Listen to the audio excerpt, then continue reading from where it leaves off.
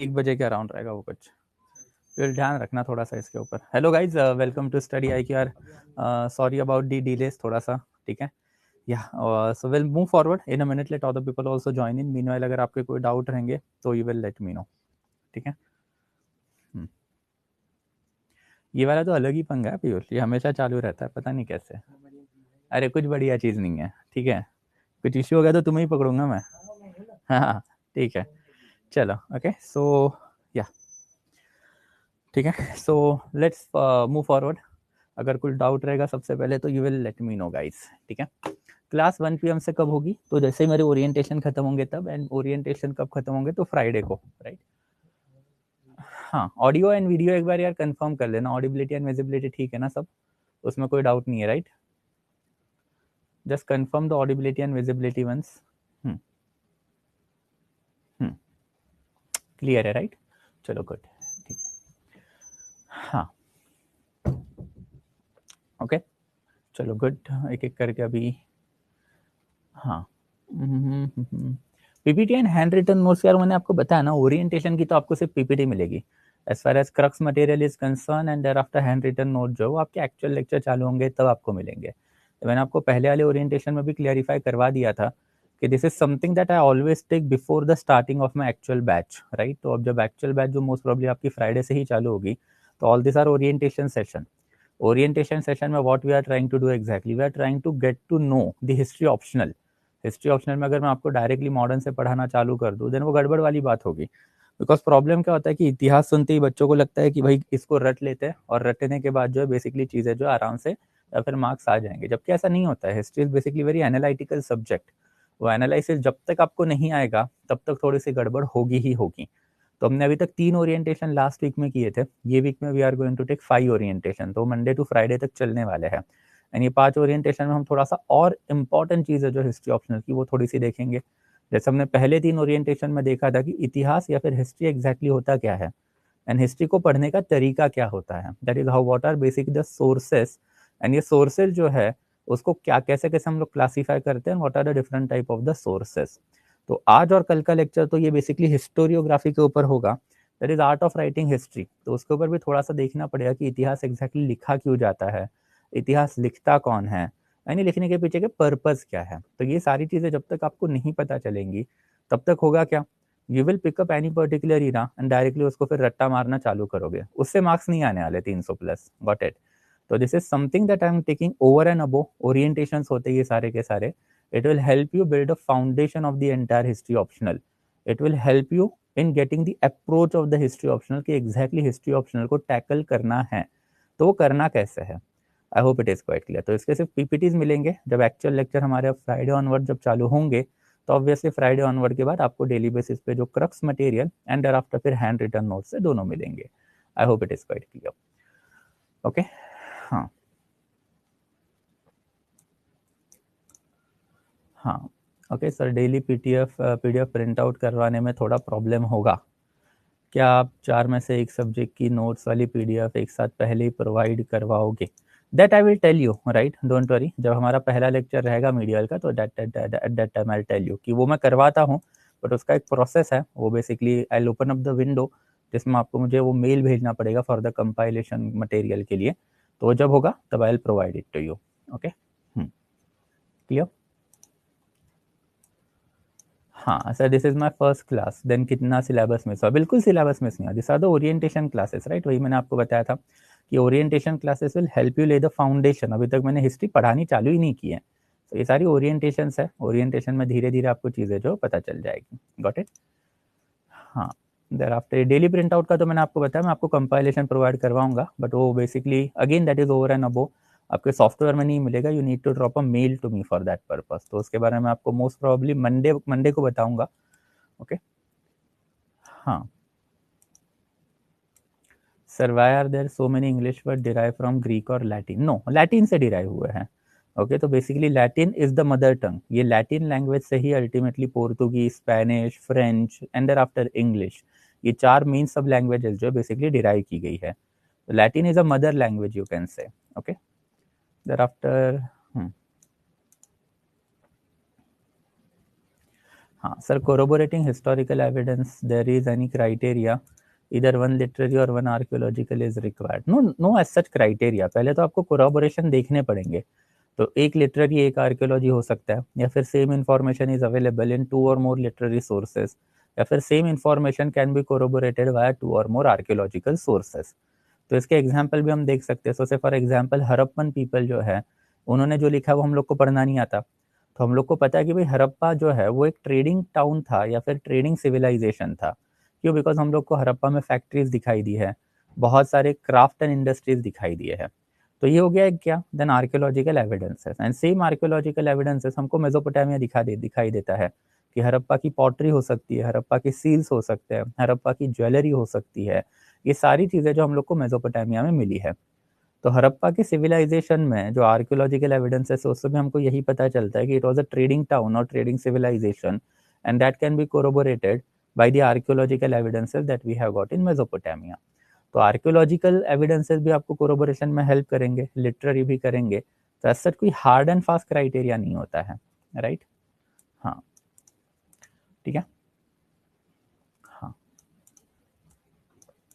Okay, चलो perfect, good, everything is clear, right? I will give you a minute more, अगर और कोई आपका डाउट रहेगा तो, otherwise I will move forward. What is our job to do after the lecture? जितना मैंने daily basis पे कवर करवाया उतना तो एटलीस्ट मेरा क्रक्स मटेरियल से कवर अप करना है आपको। That will be your primary job, okay? Yes, चलो will move forward to the today's lecture. आज का जो ओरिएंटेशन है basically it is on historiography. So have you ever heard this word? थोड़ा सा टाइप आउट करोगे, हिस्टोरियोग्राफी एग्जैक्टली होता क्या है?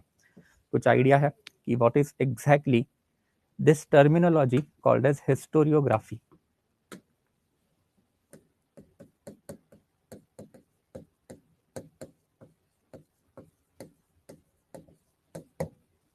Okay, so tell me what do you know about this term historiography? बताओ। ठीक है, study of history as a subject, not at all. Okay, yes, anything else guys? और कुछ? चलो, 3-4 लोगों ने सही आंसर दिया, but I will not talk about it जब तक दूसरे नहीं बोलते। ओके, चलो गुड। ओके, चलो गुड, कुछ कुछ आइडिया है आपको, चलो बढ़िया है। Okay, so basically historiography is nothing but art of writing history. It is nothing but basically art of writing history. अब हिस्ट्री जो है हम लोगों ने पहले ही देखा था कि हिस्ट्री लिखने का भी काम होना चाहिए। Just because ancient period of time में या फिर मीडिएवल पीरियड ऑफ टाइम में आपको एक बुक मिल गया, आपने एक बुक उठाया एंड बुक उठा के उसको पढ़ लिया, तो इसका मतलब ये नहीं आपने हिस्ट्री पढ़ ली। ये बुक जो है बेसिकली ये सही में सच इंफॉर्मेशन दे रहा है कि नहीं, ये हम लोगों को वेरीफाई करना पड़ता है। एंड जब तक वो वेरिफिकेशन नहीं होता या फिर verifiable evidences are not there, तब तक वो इतिहास नहीं होता है। हमने देख लिया था कि टॉकिंग ऑफ हिस्ट्री, हिस्ट्री को पढ़ने के लिए आपको सोर्सेज की हमेशा से ही जरूरत पड़ती है। सोर्सेज के बिना आपकी हिस्ट्री कभी कंप्लीट ही नहीं होगी। और हमारे पास कुछ आर्कियोलॉजिकल एविडेंसेस होते हैं, कुछ लिटरेरी एविडेंसेस होते हैं। यही आर्कियोलॉजिकल एंड लिटरेरी एविडेंसेस को पढ़ने का काम जो है बेसिकली कौन करता है? एक हिस्टोरियन करता है। And it is work of the historian कि उसने archaeological and after literary evidences जब देखे तो उसके बाद में एक true version of the history जो है वो प्रेजेंट करे। बट ये ट्रू वर्जन भी कब ट्रू होगा? जब बेसिकली वो हिस्टोरियन ने अपना एक थीसिस दे दिया या फिर हिस्टोरियन ने अपनी एक थियरी दे दी, एंड फिर ये थियरी जो है it was kept in open market for a challenge. ये ओपन मार्केट में जाएगी, चैलेंज होगा इसके ऊपर, दूसरे हिस्टोरियन अपना काउंटर थियरी इसमें दे सकते हैं। एंड आफ्टर जब majority of the historians will agree कि भाई ये वाला जो थीसिस है, थियरी, वो ट्रू है, then it will become truth, और you can say that history. And जब majority of the historian agree ही नहीं होंगे कि ये थीसिस जो है वो गलत है, सही है, तो obviously it will become what? Then myth या फिर माइथोलॉजी। और हमने पहले ही देखा था कि history is separated from mythology in that aspect कि हिस्ट्री जो है it is basically carried out with a verifiable evidences, और history is always based upon the verifiable evidences। अगर verifiable evidences नहीं है तो वो particular aspect को हम इतिहास नहीं मानते हैं। तो हिस्ट्री में मतलब हम लोग को कुछ ट्रुथ दिखना चाहिए, सच में वो इंस्टेंस हुआ है ये देखना चाहिए। अगर वो नहीं दिखता है then what we call it? Then obviously will call it as mythology. And ये वाला एस्पेक्ट हम पहले ही देख चुके, बट इसमें प्रॉब्लम वही होता है कि historian ancient period of time का हो, मीडिएवल पीरियड ऑफ टाइम का हो, या फिर प्रेजेंट पीरियड ऑफ टाइम का हो, ये हिस्टोरियन जो है उनके हमेशा से एक पर्सनल बायसेस जो है वो होते हैं। एंड ये बायसेस क्यों होते हैं भाई? बिकॉज हिस्ट्री जब एक बंदा लिखता है तो हिस्ट्री लिखने के पीछे का पर्पस क्या है, मजा आ रहा है, इसके लिए कोई भी बंदा कुछ नहीं करता है। जैसे फॉर एग्जाम्पल आज के टाइम पे if I become an author, तो ऑथर बनने के बाद जो है बेसिकली मेरा पर्पस क्या होता है कि मेरी जो बुक मैं लिख रहा हूँ वो मैक्सिमम नंबर ऑफ पीपल खरीदे, वो सोल्ड आउट हो, मिलियन प्लस कॉपी उसकी बेची जाए, ताकि उससे मुझे पैसा आएगा। तो आज के टाइम पे बेसिकली एक जो ऑथर होता है वो कोई मजे के लिए बेसिकली वो बुक नहीं लिखता है, उसको बुक बेचनी है, उससे पैसा कमाना है। एंड दैट्स वाई कोई भी एक हिस्टोरियन जब हिस्ट्री लिखना चालू करता है तो वो भी उसका ब्रेड एंड बटर ही है। Bread and butter in the sense that कि आज का हिस्टोरियन हो या फिर एंशियंट पीरियड ऑफ टाइम का हिस्टोरियन हो, वो अगर हिस्ट्री लिख रहे हैं देन ऑब्वियसली उनको गवर्नमेंट का पैट्रोनाइजेशन लगता है। अगर गवर्नमेंट उनको पैट्रोनाइज ना करे, गवर्नमेंट उनको वो इतिहास लिखने के पैसे ना दे, देन ऑब्वियसली क्या होगा, वो बंदे जो है वो इतिहास लिखना छोड़ देंगे। ये पर्सनल बायसेस हम लोगों ने एंशियंट टाइम में भी देखेंगे, हमने एक दो एग्जाम्पल भी देखे थे। जैसे फॉर एग्जाम्पल हर्षवर्धन नाम का एक किंग है। नहीं, हर्षवर्धन नाम का जो किंग है उसका एक कोर्ट पोएट था, कोर्ट हिस्टोरियन, जिसका नाम है भाना भट्ट। एंड ये भाना भट्ट ने जो है बेसिकली हर्षवर्धन के ऊपर एक बुक लिख के रखा है, दैट इज हर्ष चरित्र। अब हर्ष चरित्र जो है it is nothing but an autobiography या फिर यू कैन से बायोग्राफी ऑफ हर्षवर्धन। एंड फिर ये जो बायोग्राफी जो है हर्षवर्धन, उसमें बस अच्छी अच्छी चीजें ही हमको दिखाई देती है। एंड इसमें एक वाइटल डाटा छुपाने की कोशिश भी हमको दिखाई देती है कि Harshavardhan got defeated in battle of Narmada at the hand of the Pulakeshin the second. And Pulakeshin the second ने हर्षवर्धन को जो हराया है, ये वाली इंफॉर्मेशन भाना भट्ट ने हमको कभी दी ही नहीं है। ऑब्वियसली भाना भट्ट जो है बेसिकली हर्षवर्धन के लिए काम कर रहा था। एंड अगर भाना भट्ट हर्षवर्धन के लिए काम कर रहा है देन वो हर्षवर्धन के अगेंस्ट नहीं लिखेगा, या फिर हर्षवर्धन अगर कोई बैटल हारा हुआ है देन एब्सोल्युटली भाना भट्ट जो है वो उसको छुपाने की ही कोशिश करेगा, बिकॉज हर्षवर्धन से उसको पैसा मिल रहा है हिस्ट्री लिखने के लिए। तो दैट्स व्हाई वी कैन से ये बायसेस आर देयर कि हर्ष चरित्र लिखा तो है, उसमें हर्षवर्धन की पॉजिटिव इंफॉर्मेशन तो मिलती है, बट निगेटिव इंफॉर्मेशन जैसे ही lost in a very crucial battle of Narmada at the hand of Pulakeshin the second, ये वाली इंफॉर्मेशन हम लोग को वहां पे शायद से नहीं दिखाई देगी। एंड दैट्स व्हाई फिर ये जो पर्सनल बायसेस जो आपको दिखाई देंगे, यही पर्सनल बायसेस आपको आजकल भी दिखाई देंगे। नाउ टेक एन एग्जांपल, आजकल भी अगर आप बात करोगे तो 2014 में प्रेजेंट बीजेपी गवर्नमेंट की, एंड जैसे ही प्रेजेंट बीजेपी गवर्नमेंट आया तो उन्होंने मार्क्सिस्ट हिस्टोरियोग्राफर जो है, या फिर आपने सुना भी होगा कि मार्क्सिस्ट हिस्टोरियन जो है, उनको क्रिटिसाइज करना तो चालू कर ही दिया, बस इनके जितने भी इंपॉर्टेंट हिस्टोरियंस जो है उनको क्या कर दिया, गवर्नमेंट एम्प्लॉयमेंट से भी निकालना चालू कर दिया, और इनकी जो बुक है वो मार्केट से फिस आउट करने भी चालू कर दिया।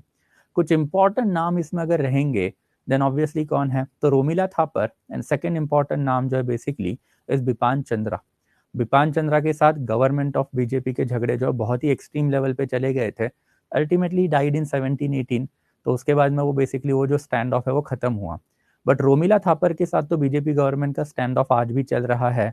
And that's you can clearly see कि अब यूपीएससी में स्पेसिफिकली आफ्टर 2014 हम लोग रोमिला थापर का बुक नहीं पढ़ते हैं। एक जमाने में जब मेरा पार्ट टाइम पीरियड चलता था तो मेरे टाइम पे हम लोग एंशिएंट के लिए रोमिला थापर ही पढ़ते थे, बिकॉज ये क्या है, अब गवर्नमेंट का एजेंडा है। गवर्नमेंट का एजेंडा मतलब गवर्नमेंट को चाहिए भाई कि मार्क्सिस्ट हिस्टोरियन जो है उनको साइडलाइन करे, and there after Hindu historiography जो है इसको थोड़ा सा प्रमोट करे। अब ये होता क्या है ये थोड़े टाइम में देखेंगे, बट प्रॉब्लम आपको समझना पड़ेगा। जैसे ही गवर्नमेंट जो है अब उसने बोलना चालू कर दिया कि भाई हम हिंदू हिस्टोरियोग्राफी, नेशनलिस्ट हिस्टोरियोग्राफी लिखेंगे, देन अब जो young generation of the historian जो है वो यहाँ पे जाएंगे या फिर यहाँ पे जाएंगे। ऑब्वियसली यहाँ पे जाएंगे बिकॉज पैसा उधर है। तो जहाँ पे पैसा है वहां पे हिस्टोरियन जाता ही जाता है, बिकॉज अल्टीमेटली उसको भी तो अपना घर चलाना है। It is the bread and butter of that particular historian. And जो problem ancient as well as medieval में हमको दिखाई देता है वही प्रॉब्लम हमको प्रेजेंट में भी दिखाई देता है कि एक पर्टिकुलर हिस्टोरियन जब अपनी इतिहास या फिर हिस्ट्री लिखेगा तो वो हिस्ट्री में बेसिकली एक पर्सनल बायसेस हमको दिखाई देंगे ही देंगे। And as a optional student आपको ये बायसेस जो है वो पता होने चाहिए, एंड इसके काउंटर आर्ग्यूमेंट जो है वो भी आपको पता होने चाहिए। एंड दैट्स व्हाई ये historiography that is basically art of writing history. अगर कोई भी एक हिस्टोरियन अगर हिस्ट्री लिख रहा है देन वो हिस्टोरियन का एक पर्सनल बायस जो आपको पता होना चाहिए। अनलेस एंड अनटिल वो पर्सनल बायस आपको पता है, आपको हिस्ट्री का जो ट्रू मतलब है या फिर वो पर्टिकुलर ऑथर ने ये चीज क्यों बोल के रखी है, ये हम लोगों को थोड़ा सा ना ही पता चले। एंड दैट्स द हिस्ट्री पढ़ने का ये तरीका होता है, जिसके ऊपर अब मैंने आपको इलेबोरेटली लास्ट वीक भी बताया था। बट अगेन इसको हम लोग थोड़ा सा अगर डीकंस्ट्रक्ट करें तो मैंने आपको ये चीज़ जो पहले भी समझाई थी कि अगर हम लोग इतिहास पढ़ रहे हैं तो हिस्ट्री में एग्जैक्टली हम लोगों को पढ़ना क्या रहता है। तो यही हम लोग बेसिकली करेंगे लेटर ऑन भी जब जाएंगे एक्चुअल हिस्ट्री में, कि अगर मैं हिस्ट्री की बात करूं तो हिस्ट्री में सबसे पहला एंड प्राइमरी एस्पेक्ट जो मुझे देखने पड़ेंगे सोर्सेस क्या है। ये सोर्सेस में मेरे पास कुछ आर्कियोलॉजिकल सोर्सेस हैं, कुछ लिटरेरी सोर्सेस हैं। अब ये सोर्सेस से मुझे कुछ फैक्चुअल डाटा जो है बेसिकली मिलेगा, एंड ये फैक्ट जो है मुझे वो भी देखने पड़ेंगे कि भाई पॉलिटिकल पोजीशन जो है वो क्या है। अब पॉलिटिकल पोजीशन का मतलब क्या होता है? पॉलिटिकल पोजीशन का मतलब होता है कि सबसे पहले जो है आपको पता होना चाहिए कि किंग जो है वो कौन है, एंड आफ्टर किंग जो है उसकी पॉलिसीज क्या है। तो किंग एंड आफ्टर किंग की पॉलिसीज, उसके बाद में सेकंड इंपॉर्टेंट एस्पेक्ट होता है कि किंग का जो एडमिनिस्ट्रेशन है वो क्या है। देर आफ्टर फिर तीसरा इंपॉर्टेंट एस्पेक्ट जो है मुझे देखनी है इनकी इकोनॉमी। अब इकोनॉमी की जब मैं बात करता हूं तो इकोनॉमी मुझे क्या क्या देखना है, तो सबसे पहले जो है मुझे देखना है कि इनकी एग्रीकल्चरल पोजीशन क्या है। एग्रीकल्चरल पोजीशन के बाद मुझे देखना है कि इनके सोसाइटी में कोई क्राफ्ट एंड आफ्टर इंडस्ट्री जो है वो डेवलप्ड हुई है कि नहीं। एंड क्राफ्ट एंड इंडस्ट्री के बाद जो मुझे देखना है ट्रेड डेवलप्ड हुआ है कि नहीं। अब कोई भी सोसाइटी के लिए इकोनॉमी काफी इंपॉर्टेंट होती है ना। इंडिया में इफ यू टेक अभी के लिए ओके रफली 16 प्राइम मिनिस्टर हो चुके हैं। ये 16 में से कितने ही नाम आपको पता है? You might have heard about Jawaharlal Nehru, you might have heard about Indira Gandhi, you might have heard about Atal Bihari Vajpayee, Narendra Modi. ये क्यों आपने नाम सुने हैं? बिकॉज इनके अंडर जो है इंडिया का मैक्सिमम पॉसिबल डेवलपमेंट जो हो रहा है या फिर हो चुका है। एंड दैट्स अ किंग के लिए भी वो इम्पोर्टेंट होता है। जब एक पर्टिकुलर किंग एक एरिया में बैठा हुआ है देन उसकी सबसे इंपॉर्टेंट पॉलिसी क्या है भाई? तो इकोनॉमिकल पॉलिसी है। वो अपने सोसाइटी को कितना मटेरियली प्रॉस्पर्स बना पा रहा है। अगर मटेरियल प्रॉस्पेरिटी उसके किंगडम में नहीं है देन ऑब्वियसली वो किंगडम माइनर है। एंड फिर माइनर किंगडम हम पढ़ते हैं क्या? नहीं पढ़ते हैं। जैसे एंशियंट टाइम में आपने गुप्ता सुने होंगे, आपने मौर्यन सुने हैं, बट आपने कभी कालभ्रा का नाम सुना है क्या? आपने ईस्टर्न चालुक्याज ऑफ कल्याणी का नाम सुना है क्या? आपने basically western Chalukyas of Vengi का नाम सुना है क्या? आपने गंगा रूलर के बारे में कभी सुना है क्या? आपको पाल रूलर, सेना रूलर, इनका डिफरेंस पता है क्या? देन ये शायद ही आपको पता रहेगा। आपने इनके बारे में नहीं सुना, गुप्ता मौर्यंस के बारे में सुना है क्यों? Because Gupta and Mauryan king जो है उनकी इकोनॉमी जो है वो उतनी रॉक सॉलिड थी, उतनी प्रॉस्परस थी। एंड जब हम इकोनॉमी की बात करते हैं तो ये प्रोसेस काफी इंपॉर्टेंट होता है। सबसे पहले आपको लगेगा एग्रीकल्चरल सरप्लस। जब तक एग्रीकल्चरल सरप्लस नहीं है आपके सोसाइटी में, जो लोग बैठे हुए हैं वो नॉन अग्रेरियन नहीं बन पाएंगे। जैसे आज आप और मैं यहाँ पे बैठ के अगर लेक्चर देख रहे हैं, लेक्चर ले रहे हैं, तो क्यों ले रहे हैं? बिकॉज सुबह का नाश्ता हो चुका है, दोपहर का खाना जो वो भी प्लेट पे आने वाला है, और यू हैव गारंटी कि शाम का खाना भी आने ही वाला है प्लेट पे। अगर मैं आपको बोलूँ कि ये फार्मर जो है वो खाना नहीं उगाएंगे, अनाज नहीं उगाएंगे, तो फिर आप क्या करोगे? आप तो एक तो हंटर फूड गैदरर बनना पड़ेगा, मतलब एंशियंट पीरियड ऑफ टाइम में जैसे जाके लोग शिकार करते थे और खाते थे, वैसा कुछ करना पड़ेगा, या फिर आपको खेती बाड़ी करनी पड़ेगी। जैसे कोरोना टाइम पे यू माइट हैव सीन कि जब लोगों के जॉब चले गए तो लोगों ने अर्बन लाइफ छोड़ के जो है रूरल एरिया में जाना प्रेफर कर लिया, एंड वहां पे जाके खेती बाड़ी करने लग गए। बिकॉज अल्टीमेटली आपको खाना है, खाना पेट भरना, ये सबसे इंपॉर्टेंट एस्पेक्ट है ह्यूमैनिटी का। दैट्स व्हाई एग्रीकल्चरल सरप्लस जो है वो आपके सोसाइटी में होना ही चाहिए। एग्रीकल्चरल सरप्लस जब तक नहीं है तब तक मेजॉरिटी ऑफ द पॉपुलेशन जो है आपके सोसाइटी का वो एग्रारियन में ही लगा रहेगा, वो एग्रीकल्चर से बाहर ही नहीं आ पाएगा। तो that's a agricultural surplus first, and there after फिर लोग जो उनको आपको एग्रीकल्चर से बाहर निकालना पड़ेगा। जब आप लोगों को एग्रीकल्चर से बाहर निकालते हो तो exactly what you are doing, आप बेसिकली उनको क्राफ्ट एंड इंडस्ट्री की तरह ढकेलते हो। दैट इज माल मैन्युफैक्चर्ड गुड जो है आपकी सोसाइटी में बनाना चालू करते हो। एंड ये craft and industry that is manufactured good जब आपके सोसाइटी में आएंगे तो दिस मैन्युफैक्चर्ड गुड मतलब क्राफ्ट एंड इंडस्ट्री जो है सॉरी, तो ये क्राफ्ट एंड इंडस्ट्री या फिर मैन्युफैक्चर्ड गुड अल्टीमेटली क्या करेगा? देन ऑब्वियसली वो हेल्प करेगा ट्रेड के लिए। जब आपने माल बनाया, जब आपने गुड्स बनाए, तो ऑब्वियसली वो माल या फिर गुड्स जो उसका आप करोगे क्या? अचार तो नहीं डालोगे, आपको उनको बेचना पड़ेगा। And that's how trade development जो है एक पर्टिकुलर एरिया में या फिर सोसाइटी में वो है कि नहीं, वो भी हम लोगों को देखने पड़ेंगे। Thereafter fourth important aspect जो आता है वो आता है सोसाइटी। एंड जब हम सोसाइटी की बात करते हैं तो हम लोगों को पता होना चाहिए कि वर्ण सिस्टम क्या थी भाई। एंड वर्ण के साथ साथ जाति सिस्टम क्या थी। इसके साथ साथ लोअर जाति जो है एंड लोअर वर्ण जो है, इनकी पोजीशन सोसाइटी में क्या थी। इनके साथ साथ हम लोगों को ये भी देखना पड़ेगा कि वुमेन जो है उनकी पोजीशन क्या थी। एंड जब आप मीडिएवल इंडिया में जाओगे तो यही सारी चीजें जो है आपको इस्लामिक सोसाइटी की भी देखनी पड़ेगी कि इंडिया में हिंदू सोसाइटी का जो कंडीशन है वही कंडीशन इस्लामिक सोसाइटी का है या फिर कुछ और है। And after fifth important aspect जो होता है, जैसे fifth important aspect is basically culture. And culture में फिर क्या क्या आता है, तो सबसे पहले जो है आता है आपका आर्किटेक्चर। आर्किटेक्चर के साथ साथ आता है फिर पेंटिंग अगर कुछ रहेगी तो, देर आफ्टर फिर म्यूजिक कुछ डेवलपमेंट रहेगा तो, एंड देर आफ्टर फिर ड्रामाज कुछ अगर इसमें डेवलपमेंट रहेंगे तो, एंड फिर ये चार के अलावा जो है सबसे इंपॉर्टेंट एस्पेक्ट जो रहेगा वो है religious development in that particular period of time. तो ये सारी चीजें जो है अल्टीमेटली आती है आपके कल्चर में, that is cultural component. And फिर ये चार इंपॉर्टेंट डायमेंशन के जो अंदर वाला जो डाटा है वो आपको मिलेगा आर्कियोलॉजी या फिर लिटरेरी सोर्सेस में। But obviously archaeology and literary sources में मिला हुआ डाटा जो है वो सबसे पहले किसने ढूंढा है, एक हिस्टोरियन ने ढूंढा हुआ है। तो it is the work of the historian ultimately, ये हिस्टोरियन ये डाटा ढूंढता है, सबसे पहले ये फैक्ट प्रेजेंट करेगा एंड फैक्ट के बाद जो बेसिकली अपना एनालिसिस जो है वो देगा। अब एनालिसिस देगा मतलब क्या करेगा, तो लेट्स टेक एन एग्जांपल। अब बेसिकली हम लोग इस्लामिक सोसाइटी का एक एग्जांपल इसमें लेते हैं। तो हमारे पास दो different different category of the historian है। एक है डायहार्ड हिंदू हिस्टोरियन कि जिसको बेसिकली हिंदू रिलीजन से बहुत ज्यादा प्यार है और एंशियंट इंडिया मतलब सिर्फ हिंदू रिलीजन, यही उसको पता है। एंड आफ्टर दूसरा है बेसिकली मार्क्सिस्ट हिस्टोरियन। ये मार्क्सिस्ट हिस्टोरियन जो है ये काफी न्यूट्रल हिस्टोरियन होते हैं, ये जो है बेसिकली प्रॉपर रीजन देने की कोशिश जो है वो हमेशा करते हैं। हिंदू हिस्टोरियोग्राफर जो है वो मीडियल इंडिया देखता है एंड मीडियल इंडिया देखने के बाद जो है बेसिकली उसने देखा कि गजनी आया, घुरीद आया, देर आफ्टर इवन बाबर आया, देर आफ्टर नादिर शाह आया, and thereafter Ahmad Shah Abdali आया, एंड फिर सबने जो है टेम्पल तोड़े। तो ये बेसिकली क्या बोलेंगे कि भाई इस्लामिक रिलीजन जो है उन्होंने बेसिकली हमारे टेम्पल डिस्ट्रक्शन किए। एंड टेम्पल डिस्ट्रक्शन के पीछे मोटो क्या था भाई, कि इस्लामिक रिलीजन जो है इनको फैलाना था, हिंदू रिलीजन जो खत्म करना था।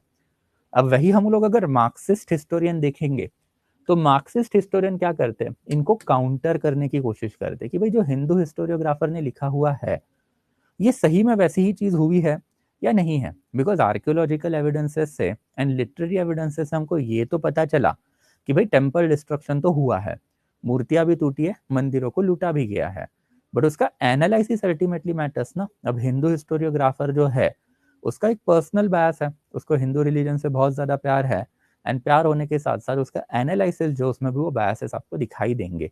एंड दैट्स व्हाई जब मार्क्सिस्ट हिस्टोरियन आएंगे तो उनका एनालिसिस जो है वो क्या कहेगा इसके ऊपर, तो इनका कहना है कि भाई टेम्पल डिस्ट्रक्शन जो हुआ वो बेसिकली कोई इस्लामिक रिलीजन के लिए नहीं है, इसके पीछे बेसिकली मनी वाला एस्पेक्ट है। मनी वाला एस्पेक्ट है in the sense that Marxist historian ने पहले बताना चालू कर दिया कि जब एक गजनी से या फिर घुरीद से जब महमूद के इन्वेजन इंडिया पे हुए या फिर अरेबिक इन्वेजन इंडिया पे हुए, later on Afghan invasion India पे हुए, तो ये ऐसी चीज तो है नहीं कि ये पहले इन्वेजन है। सबसे पहले तो एंशियंट टाइम से ही इंडिया के ऊपर इन्वेजन हो रहे हैं। एंड एंशियंट टाइम से इंडिया के ऊपर जो इन्वेजन हो रहा है, मतलब सबसे पहला इन्वेजन अगर इंडिया के ऊपर हुआ रहेगा तो Darius the great of Persia का है, दूसरा इन्वेजन अलेक्जेंडर द ग्रेट का है, तीसरा इन्वेजन इंडो ग्रीक का है, चौथा इन्वेजन जो है वो बेसिकली किसका है, तो शकास का है, पांचवा इन्वेजन पहलवास का है, सिक्स्थ इन्वेजन जो है बेसिकली कुशान लोगों का है, सेवेंथ इन्वेजन हून्स का है, एंड अल्टीमेटली आठवां इन्वेजन जो है वो किसका है, तो इस्लामिक लोगों का है। तो it is not like that कि भाई इस्लामिक लोग ही आए और उन्होंने ही टेम्पल तोड़े, उसके पहले भी तो ये चीज होती थी। एंड फिर उसमें मार्क्सिस्ट हिस्टोरियोग्राफर्स ने ये इलेबोरेटली प्रूव ही कर दिया कि कुछ कुछ इन्वेडिंग कम्युनिटी इंडिया में आई, उन्होंने हिंदू रिलीजन एक्सेप्ट भी कर लिया और इंडिया की रह के ही वो हो गई। जैसे कि अगर हम लोग शकास की बात करें तो ये एंशियंट टाइम पे इन्वेडर थे, बट अगर हम हिंदू कैलेंडर आज भी देखते हैं तो कौन सा कैलेंडर होता है, शकास सालीवाहन ईरा होता है। तो हिंदू कैलेंडर का नाम ही एक बेसिकली इन्वेडिंग ट्राइब के ऊपर तो पड़ा हुआ है। सेकेंड इंपॉर्टेंट थिंग कि एंशियंट टाइम में हून्स इन्वेजन भी हुए थे, and Huns people basically are situated in India today by Rajput. तो राजपूत कम्युनिटी जो है वो भी एक जमाने में इन्वेडिंग ट्राइब ही थी। तो बेसिकली आप ये इस्लामिक रिलीजन का जो फोबिया चला है वो पहले रोको। सेकंड इन्होंने बताया कि भाई देखो, इन्वेजन जब होता है तो इन्वेजन का पैसा पर्पज होता है, एंड इन्वेजन तो हमेशा पैसों के लिए होंगे। एंड जब पैसों के लिए अगर इन्वेजन हो रहे हैं तो पैसा आपको मिलेगा कहाँ पे? अब उस जमाने में मटेरियल प्रॉस्पेरिटी तो थी नहीं कि घर घर में जाके वेल्थ होगी, आप घर को लूटोगे और पैसा आपको मिल जाएगा। तो एक्यूमुलेटेड वेल्थ आपको दो ही जगह पे मिलने वाली है, एक तो कैपिटल सिटी है एंड आफ्टर एक टेम्पल टाउन है। एंड दैट्स व्हाई जब भी इन्वेजन होंगे तब वो कैपिटल सिटी पे ही होंगे एंड आफ्टर टेम्पल टाउन पे ही होंगे। एंड फिर इन्होंने ही इलेबोरेटली प्रूव किया कि ऐसे नहीं है कि सिर्फ इस्लामिक लोग ही टेम्पल लूटते थे, हिंदू डायनेस्टीज भी तो वही करती थी। तो एक प्रॉपर एग्जाम्पल अगर लेना है तो मराठास का ले सकते हैं कि मराठास जो है जब जब रेड डालते थे तो उनका प्राइमरी टारगेट जो है वो हमेशा से टेम्पल ही हुआ था। एंड फिर एक हमारे पास तो एक वेरीफाइबल एविडेंस भी है कि जब मराठास ने मैसूर के ऊपर इन्वेजन किया, टीपू सुल्तान के ऊपर इन्वेजन किया 1790-91 के अराउंड, तब उन्होंने श्रृंगेरी टेम्पल जो बेसिकली श्रीरंगपट्टनम में ही है उसको लूटा भी, और वहां की मूर्ति जो है वो भी डैमेज हुई। तो इन that capacity you can not blame only Islamic religion कि उन्होंने ही टेम्पल लूटे और उन्होंने ही टेम्पल तोड़े, ये तो हिंदू डायनेस्टी भी करती थी, बिकॉज उस टाइम पे हिंदू किंगडम्स के बीच में भी तो नहीं जमता था। अब मराठा एक हिंदू किंगडम है, राजपूताना एक हिंदू किंगडम है, बट दोनों एक दूसरे के जानी दुश्मन थे। मराठाज ने जितने इलेबोरेट रेड राजपूताना कम्युनिटी पे मारे उतने तो इस्लामिक कम्युनिटी भी नहीं कभी नहीं मारे होंगे। And that's why third battle of Panipat जब हुआ तब मराठास के हेल्प के लिए नॉर्थ इंडिया का एक भी हिंदू रूलर नहीं गया, बिकॉज मराठास ने अल्टीमेटली अपने रेड में किसी को छोड़ के ही नहीं रखा था। तो जो चीज हिंदू डायनेस्टी करेगी वही इस्लामिक डायनेस्टी भी कर रही थी। तो ऑब्वियसली टेम्पल डिस्ट्रक्शन जो है वो ऑर्डिनरी एस्पेक्ट था वो जमाने की सोसाइटी के लिए, तो obviously you can not blame Islamic society for that purpose. तो जो मार्क्सिस्ट हिस्टोरियोग्राफर है बेसिकली वो क्या देंगे, फिर इसका एक एनालिसिस देंगे अपने को। And as a history optional student you are not required to subscribe to any particular category. आपको यही वाले वर्जन जो है वो थोड़े से पढ़ने पड़ेंगे एंड आफ्टर इनके काउंटर जो है वो लाने पड़ेंगे। हम लोग यही करने वाले हैं कि जो आर्कियोलॉजिकल एंड लिटरेरी सोर्सेस हमारे पास क्या है, political information, economical information, societal information and cultural information क्या है, एंड फिर इन पर्टिकुलर इंफॉर्मेशन से बेसिकली जो मल्टीपल स्कूल ऑफ हिस्टोरियोग्राफर जो है ये क्या है, एंड इनका एनालिसिस जो है वो आने के पीछे का रीजन क्या है। And this is something that we need to understand. जैसे आज के टाइम पे भी आपने देखा होगा कि सिंस लास्ट 1 और 2 ईयर्स अब ये जो मार्क्सिस्ट हिस्टोरियोग्राफी उसको फेस आउट करके हिंदू रिवाइवलिज्म चल रहा है, दैट इज हिंदू हिस्टोरियोग्राफी जो है वो बहुत ज्यादा आ रही है। एंड दैट्स बुक्स में से धीरे धीरे सुल्तान, मुगल्स, ये लोग क्या हो रहे हैं, अब गायब हो रहे हैं। एंड वो एजेंडा जो है वो भी हमको समझना पड़ेगा, एंड वो एक पर्सनल बायस जो है वो भी हम लोगों को समझना पड़ेगा। और हमको देखना है कि ये एग्जैक्टली हिंदू हिस्टोरियोग्राफी डेवलप क्यों हुई, उसके काउंटर में मार्क्सिस्ट लोग मतलब मार्क्सिस्ट हिस्टोरियोग्राफर क्यों आए। वैसे फिर ये दो ही हिस्टोरियोग्राफर है या फिर ये दो ही स्कूल ऑफ हिस्टोरियंस इंडिया में है? कुछ और भी है, जैसे कि for example colonial school of historian है, कैम्ब्रिज स्कूल ऑफ हिस्टोरियन है, फिर हमारे पास सबल्ट्रान स्कूल ऑफ हिस्टोरियन है, नेशनल स्कूल ऑफ हिस्टोरियन भी हमारे पास है। एंड यही हिस्टोरियन जो है इनको बेसिकली आज और कल के लेक्चर में हम लोगों को इलेबोरेटली देखना है कि हिस्टोरियंस इनका पर्सनल बायस ये एग्जैक्टली होता क्यों है। एंड ये पर्सनल बायस जब होता है तो इनका एक ओवरऑल जो टेंडेंसी है या फिर एक ओवरऑल ऑब्जर्वेशन जो होता है वो भी हमको समझना पड़ेगा। एंड यही चीज जो है बेसिकली अब हम लोग को देखनी है।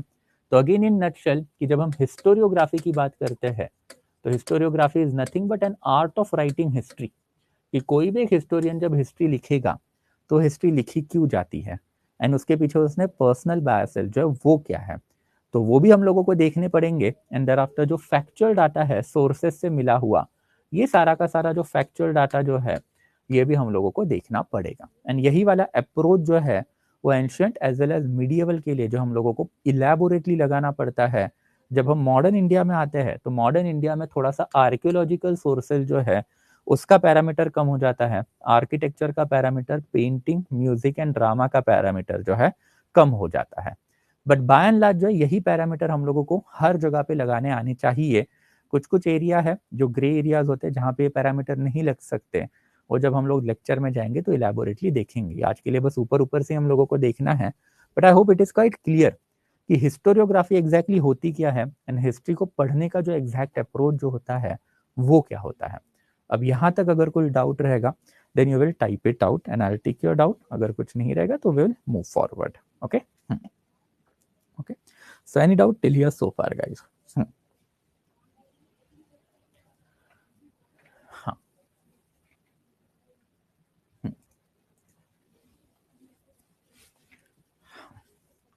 वाई गवर्नमेंट प्रमोट बायसनेस, इसका आंसर जो है बेसिकली आपको आज और कल के लेक्चर होने के बाद मिलेगा कि बायसनेस एग्जैक्टली होते क्यों है यानी बायसनेस एग्जैक्टली आते कहाँ से है. Okay, yes, okay, perfect.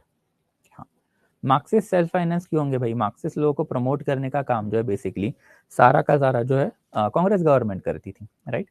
And Congress government का सबसे इंपॉर्टेंट एग्जांपल आपने उपिंदर सिंह का नाम तो सुना ही रहेगा. उपिंदर सिंह तो बेसिकली डॉटर है मनमोहन सिंह की. प्राइम मिनिस्टर ऑफ इंडिया की डॉटर ही बेसिकली उपिंदर सिंह. इसके लिए तो उनकी हिस्ट्री इतनी चलती थी पिछले 10 साल में. But again she is also Marxist historian. तो यू नीड टू अंडरस्टैंड कि मार्क्सिस्ट हिस्टोरियन को प्रमोट करने का काम जो कांग्रेस के टाइम पे होता था एंड नेशनलिस्ट हिंदू हिस्टोरियन को प्रमोट करने का काम जो बीजेपी गवर्नमेंट में होता है, राइट. ओके, चलो परफेक्ट. ओके, या एनीथिंग एल्स गाइस और कुछ? डोंट द मुस्लिम स्क्रिप्चर से टू डिस्ट्रॉय हिंदू या फिर काफिर टेम्पल्स? बिल्कुल भी नहीं. ओके, ऐसा कुछ नहीं. पता नहीं आपने ये चीजें कहाँ से पढ़ ली. जिहाद का कंसेप्ट इज देयर. जिहाद is a religious warfare that is conversion of land of काफिर into land of Islam. But ये वाला जो कंसेप्ट है इंडिया में कभी लगा ही नहीं. वी नीड टू अंडरस्टैंड, अगर सुल्तान इसको एकदम दिल पे लेते और लगा देते ना तो हिंदू रिलीजन बचता ही नहीं.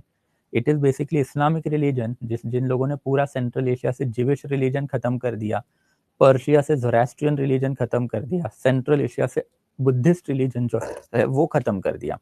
तो ऐसे क्या फैक्टर रहे हैं कि इंडिया में आने के बाद हिंदू रिलीजन जो वो टिका? वो समझने के लिए आपको मीडियल इंडिया में जाना पड़ेगा. एंड जब मीडियल इंडिया में जाएंगे तभी उसको इलेबोरेटली बात करेंगे, not right now. Got it? क्या बेटर है, मार्क्सिस्ट और नेशनलिस्ट? मैंने आपको पहले ही बोला था, none of them, absolutely none of them. हर एक का अपना अपना पर्सनल बायसनेस है. And as a history optional student आपको वही सारी चीजें जो है पता होनी चाहिए.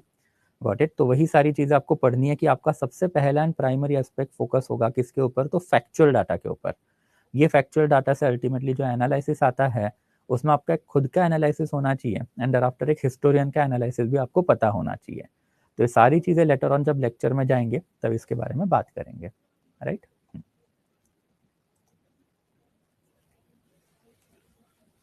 हाँ,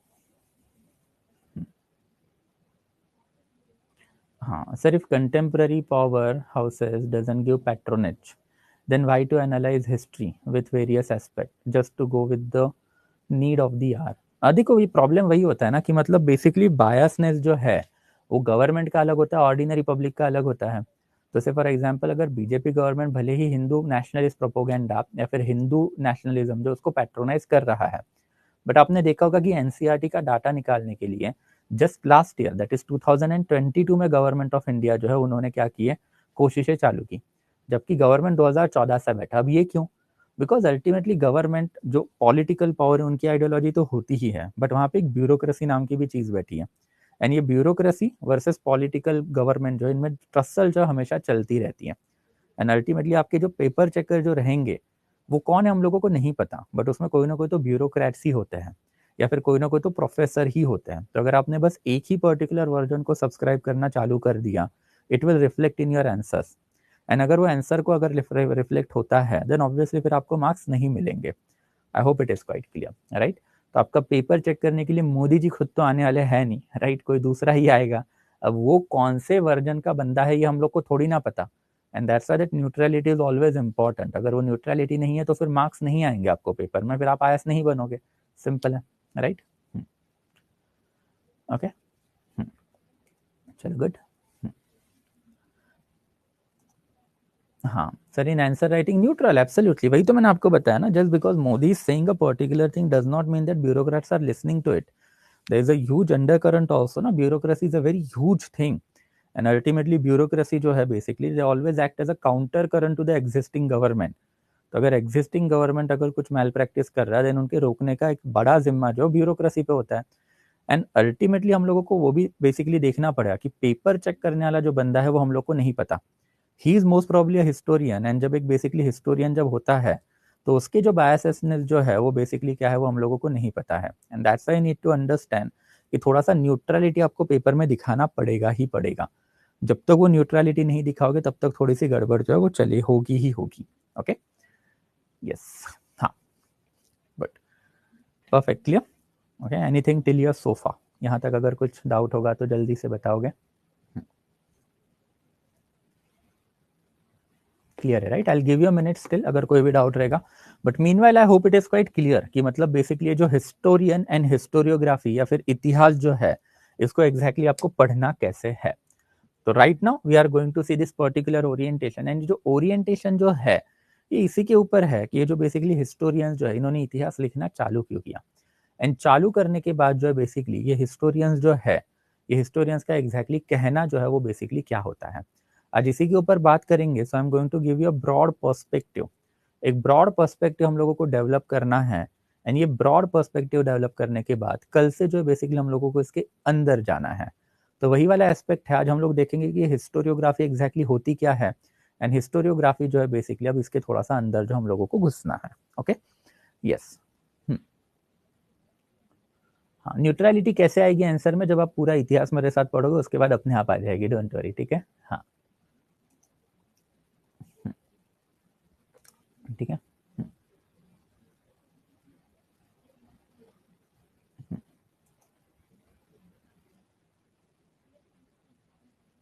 हाँ, चलो बस परफेक्ट, ठीक है, clear. Sir how can Mahabharata is already termed as myth, we are still in the process of finding evidences. हाँ, एविडेंसेस तो फाइंड आप करते ही रहोगे ना, वो तो आप 1000 साल से फाइंड करोगे, सिंपल है। बट अब जब तक एविडेंसेस नहीं लाओगे तब तक उसको मिथ कंसिडर किया जाएगा, जब एविडेंसेस आएंगे तभी तो जाके आप उसको नॉन मिथ या फिर हिस्ट्री में डालोगे ना, सिंपल है। बट जब तक एविडेंसेस नहीं आते हैं तब तक तो वो माइथोलॉजिकल का पार्ट ही रहेगा। तो that is the work of the historian, वो हिस्टोरियन जो बेसिकली उसके ऊपर रिसर्च कर रहा है एंड ये प्रूव करने की कोशिश कर रहा है कि भाई महाभारत हुआ था, ये प्रूव करने की कोशिश कर रहा है कि भाई महाभारत जो है वो सच में था, that it is not a myth, it is history. But वो वेरीफाइबल एविडेंसेस जब तक नहीं आएंगे तब तक वो सारी चीजें जो गड़बड़ ही रहेगी, right? History is always dynamic, yes absolutely, ठीक है। चलो विल मूव फॉरवर्ड, ठीक है, एक एक करके जो बेसिकली अब थोड़ा सा अंदर जाते हैं, एंड फिर ये जो बेसिकली जो हिस्टोरियोग्राफी जो है इसके बारे में थोड़ी सी इंफॉर्मेशन जो है वो लेते हैं। एंड हिस्टोरियोग्राफी में जो इंफॉर्मेशन है उसमें सबसे फॉरमोस्ट अगर कोई आता है तो आता है कॉलोनियल हिस्टोरियन। ये जो कॉलोनियल हिस्टोरियन जो है वो काफी सिग्निफिकेंट है। इंडियंस जो है उनके ऊपर हमेशा से ही एक एलिगेशन लगाया जाता है कि इंडियंस जो basically they don't know the art of writing history, and don't know the history मतलब basically Indians are not able to differentiate between history and mythology. ये डेवलपमेंट इंडिया में एक्चुअल में ट्रू है, एंड ये क्यों हुआ इसके ऊपर भी लेटर ऑन जब एंशिएंट एंड मिडिवल में जाएंगे तब बात करेंगे। बट प्रॉब्लम क्या है कि जब कॉलोनियल लोग इंडिया में आए, मतलब ब्रिटिश गवर्नमेंट का राज इंडिया में जब चालू हुआ, तो इट वाज ब्रिटिश गवर्नमेंट जिन्होंने अर्लीस्ट लेवल का इंटरेस्ट इंडिया के पास्ट में लेना चालू कर दिया। इंडिया के पास्ट में लेना चालू कर दिया मतलब it is a very very painful fact, but fact nonetheless कि इंडियंस को नहीं पता था कि हड़प्पन सिविलाइजेशन जैसा ग्रेट सिविलाइजेशन जो वो इंडिया में है। इसको ढूंढने का काम पूरा का पूरा ब्रिटिशर्स ने ही किया है। आपने बुक में पढ़ा होगा कि हड़प्पन सिविलाइजेशन जो है वो दयाराम साहनी ने डिस्कवर की है, and after R D Banerjee उन्होंने मोहनजोदारो वाला टाउन जो है वो क्या किया, डिस्कवर किया है। बट एक्चुअल क्रेडिट जो है अगर आप वर्ल्ड हिस्ट्री के नजरिए से देखो तो पूरे के पूरे हड़प्पन सिविलाइजेशन को अनर्थ करने का जाता है जॉन मार्शल को, who was the archaeological survey of India के chairperson at that period of time. And यही आर्कियोलॉजिकल सर्वे ऑफ इंडिया के जो चेयरपर्सन थे जॉन मार्शल, उनका एक राइट हैंड आदमी था that is basically Dayaram Sahni. And यही दयाराम साहनी ने हड़प्पन सिविलाइजेशन को डिस्कवर किया था, and later on Dayaram Sahni even became the first Indian chairperson of the archaeological survey of India. But nonetheless Harappan civilization हमको नहीं पता था, 1921 में डिस्कवर होने के बाद पता चला कि भाई ऐसा भी कुछ इंडिया में था। इंडियंस को ये भी नहीं पता था कि अशोका जो है बेसिकली इंडिया का ही किंग है। ये हम लोगों ने परसों फ्राइडे वाले लेक्चर में ही देखा था कि ब्राह्मी स्क्रिप्ट एंड खारोष्टी स्क्रिप्ट जो है वो डिसाइफर करने का काम जो है ब्रिटिशर्स ने किया, and it was British colonial historian जिन्होंने इंडियंस को ये बताना चालू किया कि भाई अशोका आपका किंग है। इंडियंस तो ये मानते थे कि अशोका श्रीलंका का किंग है। एंड ये सारे फैक्टर जो है ये बेसिकली आपको पता होने चाहिए कि अल्टीमेटली हिस्ट्री की अगर हम लोग बात करें तो इंडिया में earliest version of the history लिखने का काम जो है यही कॉलोनियल हिस्टोरियंस ने किया। एंड फिर वो क्यों किया, अब इसकी थोड़ी सी बात जो हम लोगों को करनी पड़ेगी कि ऐसा क्या बात हुआ कि भाई ये कॉलोनियल हिस्टोरियन जो है, ये पर्टिकुलर हिस्टोरियंस ने या फिर कॉलोनियल लोगों ने इंडिया की हिस्ट्री में इतना इंटरेस्ट लेना जो है चालू किया। And it all goes back to the 1773। 1773 का एक कार्टर एक्ट आया था। आई डोंट नो आपने इसके बारे में कभी पढ़ा है कि नहीं, इसको तो डिटेल में हम लोग लेक्चर में जाएंगे तब पढ़ेंगे। एंड कार्टर एक्ट जो है उन्होंने एक मैंडेट दे दिया। मैंडेट क्या था कि जो बंगाल का एडमिनिस्ट्रेशन है, अब ये बंगाल का एडमिनिस्ट्रेशन ईस्ट इंडिया कंपनी को अपने क्या करना है, डायरेक्टली अंडर देम जो है बेसिकली लेना है। And for that purpose Bengal का जो पहला गवर्नर जनरल है, ये भी उन्होंने डिसाइड कर दिया कि the first governor general of Bengal जो है, he will be basically Warren Hasting. Warren Hasting को जो है बेसिकली बंगाल का पहला गवर्नर जनरल बनाया। एंड वॉरेन हेस्टिंग पड़ गया एक बहुत बड़े नाइटमेयर में। Now you are a London born person sitting in Calcutta. Calcutta is basically Muslim dominated city with a significant Hindu population as well as Christian population. And पूरा का पूरा बंगाल देखे तो बंगाल भी क्या है, then Islamic and thereafter Hindu population से भरा हुआ पूरा का पूरा एक कंट्री है। Bengal was a country at that period of time. And in that capacity अगर आपको ब्रिटेन का पार्लियामेंट बोल रहा है कि भाई एडमिनिस्ट्रेशन संभालो, देन ऑब्वियसली गड़बड़ तो होनी ही होनी है। एडमिनिस्ट्रेशन अगर आपको संभालना है तो आपको local custom and local laws तो पता ही होने चाहिए। अगर आपको local custom and local laws ही नहीं पता है तो आप एडमिनिस्ट्रेशन का खाक संभालोगे। ब्रिटेन में काफी इलेबोरेट एडमिनिस्ट्रेशन है, डेमोक्रेटिक एडमिनिस्ट्रेशन है, वो तो आप इंडिया पे लगा नहीं सकते, बिकॉज इंडिया में हिंदू लोगों के लॉ अलग, इस्लामिक लोगों के लॉ अलग। एंड दैट्स एडमिनिस्ट्रेशन जैसे ही कंपनी के हाथ में आ गया, कंपनी के लिए सबसे बड़ा कॉन्ट्रम वही था, how to manage territory. Later on इसकी हम लोग इलेबोरेट बात करेंगे कि कंपनी ने वेरियस एक्सपेरिमेंटेशन अल्टीमेटली इंडिया में किए एंड इंडिया को एक fix administrative pattern finally Lord Cornwallis के अंडर जो कंपनी ने देने का काम किया। बट नॉनथलेस लॉर्ड कॉर्नवालिस से पहले बैठे हुए थे हेस्टिंग। एंड हेस्टिंग को ये सबसे बड़ा प्रॉब्लम पहले आया कि भाई एडमिनिस्ट्रेशन करने का अगर जिम्मा आया तो एडमिनिस्ट्रेशन जो है वो लॉ के बिना हो ही नहीं पाएगा। तो एडमिनिस्ट्रेशन के लिए लगेंगे आपको लॉ। एंड लॉ बेसिकली अब तीन टाइप के लॉज हमारे पास अवेलेबल है, एक है हिंदू लॉ, एक है मुस्लिम लॉ, एंड तीसरा है बेसिकली ब्रिटिश लॉ इटसेल्फ। अब ब्रिटिश लॉ इसमें से सबसे बढ़िया है, बट ये इंडिया पे नॉन एप्लीकेबल है। सॉरी, ये इंडिया पे नॉन एप्लीकेबल है because this is basically a democratic law. And democratic law जो है बेसिकली इंडिया के ऊपर तब किसी को पता ही नहीं है क्या है क्या नहीं है, तो लगाने का कोई सेंस ही नहीं है। तो अब हमारे पास है मुस्लिम लोग, मतलब कोई भी इस्लामिक किंगडम जो इंडिया में होती थी, ये इस्लामिक किंगडम जो है बेसिकली वो चलती थी शरिया लॉ पे एंड आफ्टर कुरान पे। वैसे कोई एक हिंदू किंगडम अगर बेसिकली इंडिया में है तो वो चलती थी धर्मशास्त्र एंड आफ्टर धर्म स्मृति पे। तो जो धर्मशास्त्र एंड धर्म स्मृति जो है ये एंशियंट इंडिया के लॉ बुक है। एंड वॉरेन हेस्टिंग अब आके बैठा बंगाल के ऊपर। बंगाल का एडमिनिस्ट्रेशन अगर आपको करना है तो हिंदू लॉज आपको पता नहीं है, इस्लामिक लॉज आपको पता नहीं है, ब्रिटिश लॉज जो आपको पता है वो आप लगा नहीं पाओगे, बिकॉज इंडिया जो है basically was not ready for the democracy at that period of the time. Monarchial country था India, Britain at that time was a democratic country. And that's ये कॉनंड्रम से बाहर आने के लिए इन्होंने वेरियस एक्सपेरिमेंटेशन तो किए, बट ये एक्सपेरिमेंटेशन लेटर ऑन हम लेक्चर में जाएंगे तो देखेंगे इसमें सबसे सिग्निफिकेंट एक्सपेरिमेंटेशन अगर कोई रहेगा तो वो था basically Hindu and after Muslim laws जो है इसको इंग्लिश में कन्वर्ट करना। अब ये जो दोनों लॉज जो है ये आपने बेसिकली सबसे पहले क्या किया, इंग्लिश में कन्वर्ट करने चालू कर दिए। क्यों कन्वर्ट करने थे आपको, बिकॉज लॉ के बिना आप एडमिनिस्ट्रेशन कर ही नहीं पाओगे। आज भी अगर आप बेसिकली एडमिनिस्ट्रेटर बन रहे हो यूपीएससी में, आप यूपीएससी के एग्जाम दे रहे हो, देन इसमें पॉलिटी नाम का एक सब्जेक्ट जो आपका डाला ही हुआ है, पॉलिटी पढ़े बिना आप यूपीएससी क्रैक कर ही नहीं सकते। Same aspect is for the history की, हिस्ट्री पढ़े बिना आप यूपीएससी क्रैक कर ही नहीं सकते। ये चीजें है क्यों, बिकॉज जब आपको एडमिनिस्ट्रेशन चलाना है it has to be within the perimeter of the law. If you do not understand the law of the nation then obviously you cannot run the nation, and in order to understand the law of the nation you need to understand the evolution of the nation also, and that's the history की भी उतनी ही significant जो हमेशा होती है। And ये Warren Hasting के time से हमको नजर आता है कि Warren Hasting was the first person जिसने ये लॉ जो वो कन्वर्ट करने चालू कर दिए। एंड फॉर दैट पर्पज इसने कैलकाटा मदरसा जो है वो बनाया। कैलकाटा में एक मदरसा जो है बेसिकली इसने बना दिया। एंड ये जो मदरसा जो है इसमें basically Hindu and there after फिर मुस्लिम जो है उनको एम्प्लॉयमेंट देनी चालू कर दी। मुस्लिम्स में आपने कभी ये वर्ड सुने होंगे कि मौलवी होता है, वैसे ही हिंदू में बेसिकली पंडित होता है। तो पंडित मतलब एक ब्राह्मण एंड देयर आफ्टर मौलवी, इनको एम्प्लॉयमेंट दी एंड इनसे finally Hindu and there after Islamic laws जो उसको कन्वर्ट करके एक बुक बनाया इसने, that is code of Gentoo law. Code of Gentoo law is nothing but the Hindu and Muslim laws जितने भी इंडिया में अवेलेबल है उसका बेसिकली इंग्लिश ट्रांसलेशन। ये ट्रांसलेशन का एक कॉपी जो है जितने भी ब्रिटिश एडमिनिस्ट्रेटर इंडिया में आते थे उनको दिया जाता था, उनको सिखाया जाता था, because they need to understand local custom, they need to understand local culture and they need to understand how to manage local population. अगर आपको लॉ ट्रेडिशन कस्टम ही नहीं पता आप एडमिनिस्ट्रेशन कैरी आउट ही नहीं कर सकते।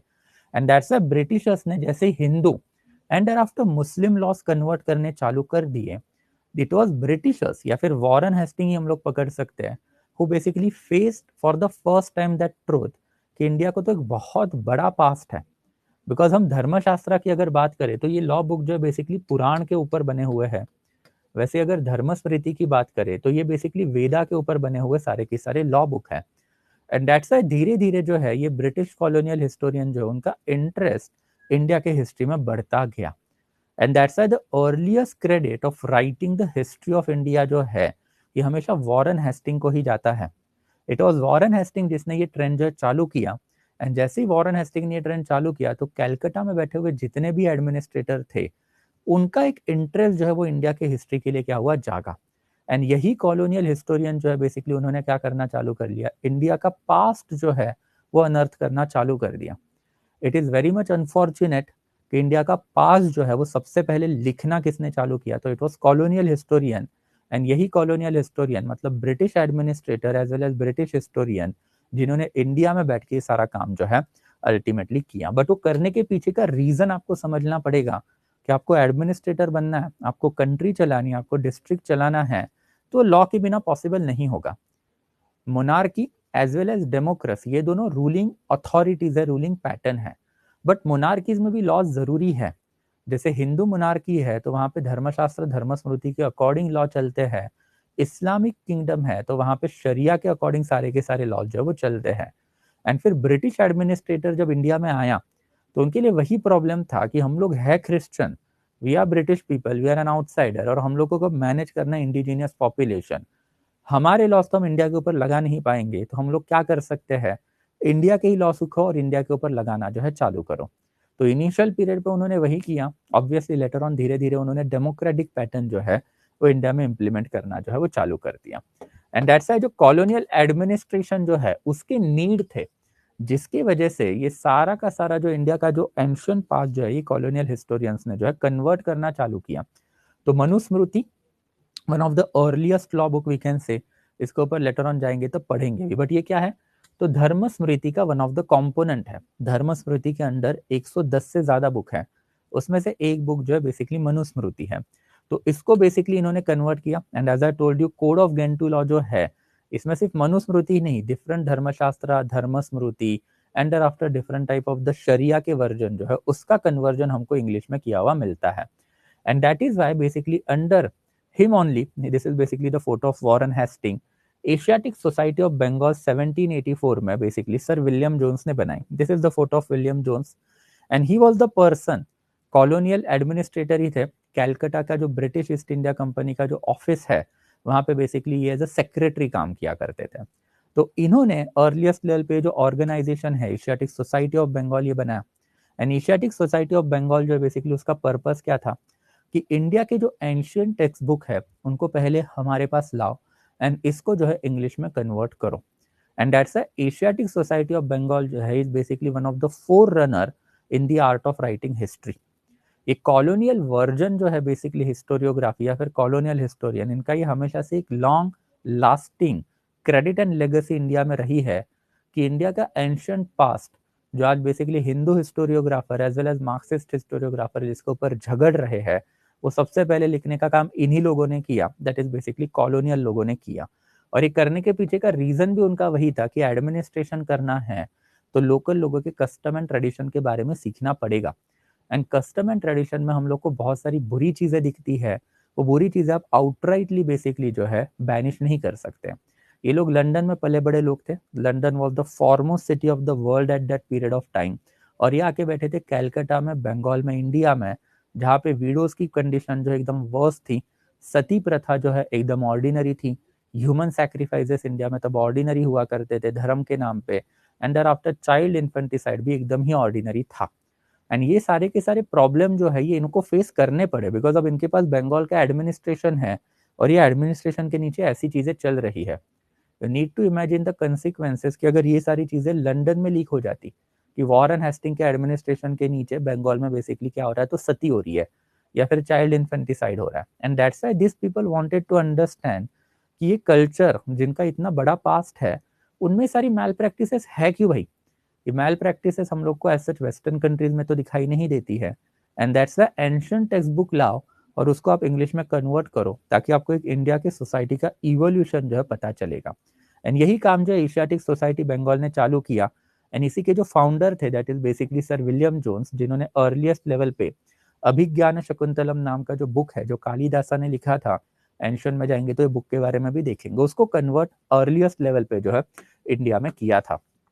तो मनुस्मृति एंड मनुस्मृति के साथ साथ जो बेसिकली अभिज्ञान शकुंतलम जो है ये अर्लीस्ट लेवल के हिंदू बुक है जो इंग्लिश लैंग्वेज में कन्वर्ट इन्होंने किए। बट ये फैक्चुअल डाटा इंपॉर्टेंट क्यों है इतना, ये कन्वर्ट करने के पीछे का मकसद कि इंडिया का एडमिनिस्ट्रेशन संभालना है, and that's why we need to understand more and more about local people. जब तक वो ट्रेडिशन नहीं सीखोगे, कल्चर नहीं सीखोगे, तब तक बेसिकली आप ये नहीं डिसाइड कर पाओगे कि वो प्रथा या फिर वो ट्रेडिशन कल्चर सही है गलत है, उसको रोकना है कंटिन्यू रखना है। एंड दैट्स फिर इन्होंने अर्लीस्ट लेवल पे काम जो है बेसिकली चालू किया।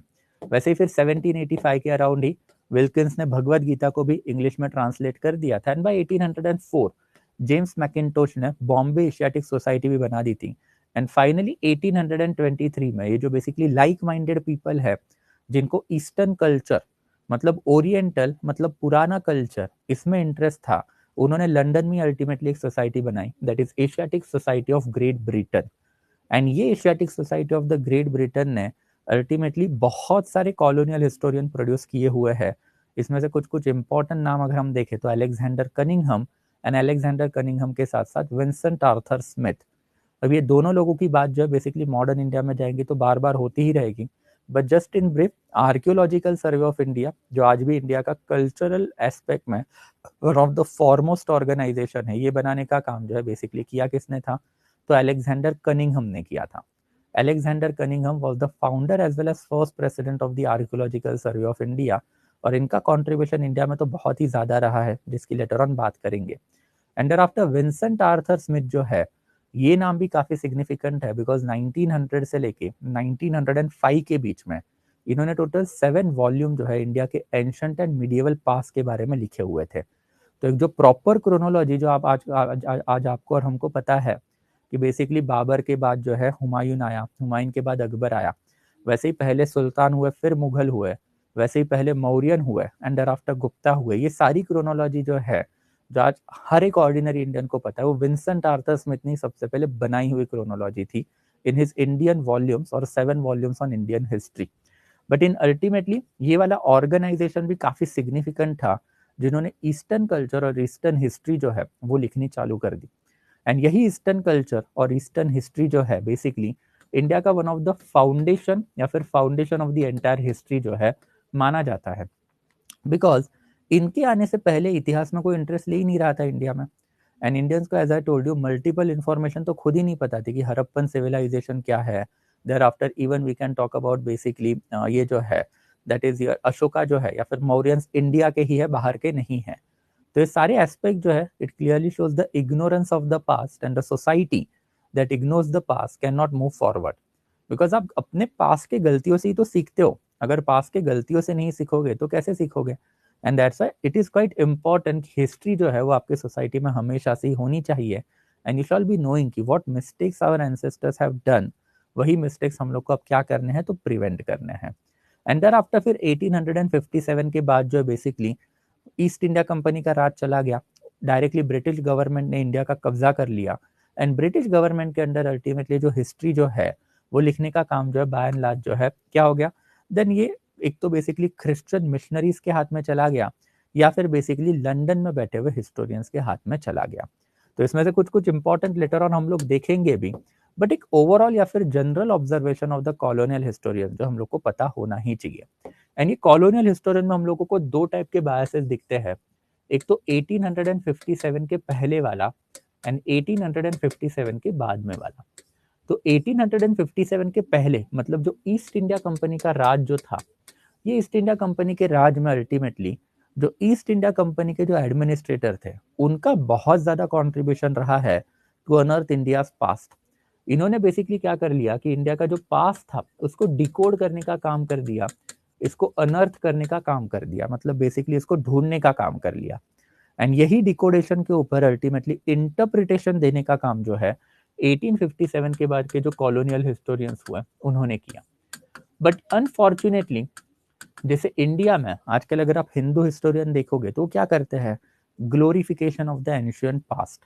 And glorification of ancient past में फिर आप क्या करोगे, बाकी के कल्चर को सबसर्वियंट दिखाओगे कि India is Hindu and Hindu religion is great. Hindu religion दुनिया का एंशियंट रिलीजन है, जबकि एक्चुअल में वी नो कि ज्यूइश रिलीजन इंडिया का एंशियंट मोस्ट रिलीजन है।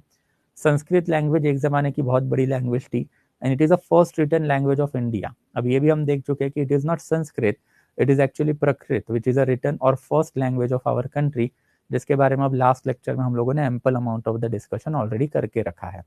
तो जब आप ग्लोरिफिकेशन करने की बातें करते हो तो आप झूठ जो है उसको प्रोपोगेट करते ही करते हो। एंड कॉलोनियल हिस्टोरियन ने भी तो वही किया। तो जब आप कॉलोनियल हिस्टोरियन की बातें करोगे तो एक बंदा बेसिकली अगर लंदन में बैठ के इंडिया का हिस्ट्री लिख रहा है तो डू यू थिंक वो बेसिकली इंडिया के लिए न्यूट्रल रह सकता है, या फिर डू यू थिंक कि वो इंडिया के भलाई के लिए काम कर रहा है या वो लंदन के भलाई के लिए काम कर रहा है? ऑब्वियसली लंदन के भलाई के लिए। एंड दैट्स व्हाई फिर लंदन में बैठ के अगर वो इंडिया की हिस्ट्री लिख रहा है तो ऑब्वियसली वो इंडिया के अगेंस्ट लिखने का ही काम करेगा। और कॉलोनियल हिस्टोरियंस ने अल्टीमेटली इंडिया को डिमीन करना ही चालू किया कि इंडिया क्या है भाई, कुछ नहीं है इनके पास, इनका पास सिर्फ दिखने के लिए बड़ा बड़ा है बट एज सच कुछ है नहीं, इनमें यूनिटी ही नहीं है भाई, पॉलिटिकल डिसइंटीग्रेशन इनमें बहुत सारे है और इनमें बस रिलीजन रिलीजन जो है वही चलता है। And this people are not capable of governing themself. देखो हम ब्रिटेन है, हमने कर लिया ना आपको कैप्चर, हमारा तो एक आइलैंड नेशन है, आपकी इतनी बड़ी कंट्री है फिर भी हमने आपको कैप्चर कर लिया। तो that's how basically colonial historian in order to glorify their own country उन्होंने इंडिया को क्या कर दिया, डिमीन करना चालू कर दिया। और ये काफी कॉमन ऑर्डिनरी है, जैसे आजकल हम लोग बेसिकली हिंदू नेशनलिस्ट या फिर इंडिया का ग्लोरिफिकेशन करने के चक्कर में बहुत सारे कंट्रीज को क्या कर देते हैं, डिमीन कर देते हैं। तो वही वाला एस्पेक्ट उस जमाने में ब्रिटेन में चल रहा था, कोई नई चीज इसमें है नहीं। तो इंडियंस के ऊपर बहुत सारे एलिगेशन इन्होंने लगाने चालू कर दिए कि भाई इंडियंस को हिस्ट्री का नॉलेज ही नहीं है, इंडिया के ऊपर हमेशा से बारबरिक एंड डिस्पोटिक रूल है। क्या है भाई ये रूल में, तो ये रूल में बेसिकली सती चलता है, चाइल्ड इन्फेंटिसाइड जो है बेसिकली ऐसी प्रैक्टिसेस चलती है, eye for an eye, blood for an blood, ये वाला जो बेसिकली जो है कंसेप्ट यहाँ पे चलता है। एंड छोटे से छोटे पनिशमेंट के लिए बेसिकली हाथी के पाँव के नीचे कुचल देना, शेर के जबड़ों में मुंह डाल के उस बंदे को मार देना। लिम्स कट इन तो काफी ऑर्डिनरी ही थी कि अगर आपने चोरी की है तो आपके हाथ काट दिए जाएंगे, अगर आपने एडल्ट्री की हुई है तो आपका नाक या फिर अपना कान जो है बेसिकली काट दिया जाएगा। तो इंडियंस क्या है भाई, डिस्पोटिक रूल जो है उसके लिए काफी अकस्टम है। इंडिया में ट्रेडिशनल लेवल पे डिस्पोटिक या फिर बारबरिक रूल जो है बेसिकली चलता है। इनको सिविलाइज वर्ल्ड या फिर सिविलाइज रूल की एज सच इन्फॉर्मेशन जो है वो नहीं है। देयर आफ्टर इंडियन जो है बेसिकली बहुत ज्यादा स्पिरिचुअलिज्म में घुसे हुए हैं, इनको मटेरियलिज्म से कुछ लेना देना है नहीं। अगर ऑर्डिनरी बंदा जो उसको अगर आप जाके पूछोगे तो ही इज कंटेंट, उसको दिन का एक टाइम का खाना मिले वो सुखी है उसमें, उसको ना अपने मटेरियल प्रॉस्पेरिटी की कुछ पड़ी और बच्चे के मटेरियल प्रॉस्पेरिटी की कुछ बड़ी है। तो कॉलोनियल हिस्टोरियन का वही कहना है कि ऐसी सोसाइटी जो स्टैग्नेंट हो चुकी है, जिसमें कोई एम्बिशन ही नहीं है, जिसमें कोई आगे ही नहीं बढ़ना चाह रहा है, सब स्पिरिचुअलिज्म है, भगवान ने जो दिया है वो बैठ के खा रहा है, एंड इन दैट कैपेसिटी ये कंट्री क्या बैकवर्ड हो चुकी है, इसमें कोई इकोनॉमिकल डेवलपमेंट या फिर मटेरियल प्रॉस्पेरिटी हम लोगों को नहीं दिखाई देती है। वैसे ही फिर कॉलोनियल हिस्टोरियन का कहना है, क्या कहना है भाई, कि इंडिया में हम लोगों को जाति व्यवस्था एंड वर्ण व्यवस्था इसके ऊपर के जो डिवीजन जो है वो बहुत ज्यादा लेवल पे दिखाई देते हैं। एंड यही डिवीजन जो है बेसिकली परकोलेट हो चुके हैं to the village village level, जिसके वजह से सोसाइटी जो है क्या है, डिवाइडेड है, जिसके वजह से यहाँ पे नेशनलिज्म जो है बेसिकली कभी आया ही नहीं। एंड फिर ये वाला वर्जन इनका काफी हद तक सही भी था कि India become a nation not even till today. India के बारे में हमेशा ये कहा जाता है कि India is nation in making. Nation in making मतलब इंडिया में आज भी बहुत सारे ऐसे एलिमेंट है जो इंडिया में नहीं रहने चाहते हैं, जैसे टेररिस्ट हो सकते हैं, नक्सलाइट मूवमेंट हो सकते हैं, वैसे ही फिर अल्टीमेटली जो लोकल लोकल लेवल पे जो बेसिकली जाति के ऊपर के झगड़े हो सकते हैं, रिलीजन के ऊपर के झगड़े हो सकते हैं, नॉर्थ साउथ डिवाइड इंडिया का हो सकता है। तो जो फैक्टर्स ऑफ डिसइंटीग्रेशन जो है कंट्री में बहुत सारे आपको आज भी दिखाई देंगे। तो ऑब्वियसली 200-300 साल पहले तो बहुत ही ज्यादा थे, because if you ask a particular Marathi person then उसके लिए शिवाजी महाराज इंडिया से शायद बड़ा है। If you ask a Sikh person then उसके लिए वो खालिस्तान या फिर महाराजा रंजीत सिंह शायद इंडिया से बड़ा है। If you ask a Rajputana person then उसके लिए शायद महाराणा प्रताप एंड उसका राजपूताना जो है इंडिया से बड़ा होगा। एंड यही फैक्टर्स ऑफ डिसइंटीग्रेशन जो है, ये फैक्टर्स ऑफ डिसइंटीग्रेशन जो आपको दिखाई देते हैं 200-300 साल पहले तो वो लोग यहाँ पे थे। महाराजा रंजीत सिंह या फिर शिवाजी महाराज, ब्रिटिशर्स ने परहैप्स इन सबको हराने का काम भी किया है। एंड दैट्स उनका वही कहना कि भाई नेशनलिज्म या फिर नेशनहुड है ही नहीं यहाँ पे, तो हमको 1000 से ज्यादा किंगडम दिखाई देते हैं और हर एक किंगडम में अगर आप जाके पूछोगे वहाँ के लोगों से या फिर राजा से, तो वो इंडिया का कंसेप्ट मानने को ही रेडी नहीं है, वो तो डिवाइडेड सोसाइटी है। And in that capacity India में नेशनलिज्म या फिर नेशनहुड जो है बेसिकली बिल्कुल भी नहीं चलता। एंड फिर यही पर्टिकुलर कैटेगराइजेशन या फिर वही पर्टिकुलर हिस्टोरिकल वर्जन जो है वो इंडिया में लाने का काम अगर किसी ने किया होगा तो as I told you Vincent Arthur Smith ने किया था। यही विंसेंट आर्थर स्मिथ ने 7 वॉल्यूम्स ऑन इंडियन हिस्ट्री लिखे। एंड ये 7 वॉल्यूम्स ऑफ इंडियन हिस्ट्री के थ्रू उसने इंडिया की क्रोनोलॉजी तो दी, फैक्चुअल डाटा दिया, political, social, economical and cultural condition कैसी थी वो भी बताई, बट अल्टीमेटली जो एनालिसिस दिया वो प्रो ब्रिटिशर्स था, प्रो कॉलोनियल था, इंडिया को डिमीन करने वाला था। एंड यही वाला जो हिस्ट्री जो है बेसिकली उसके वजह से क्या हुआ कि इंडिया में एक बेसिकली भावना फैल गई कि भाई देखो ब्रिटिशर्स ने सब बताया है, सही में ऐसा ही कुछ ना कुछ तो हुआ है, इसीलिए तो इनका रूल आया।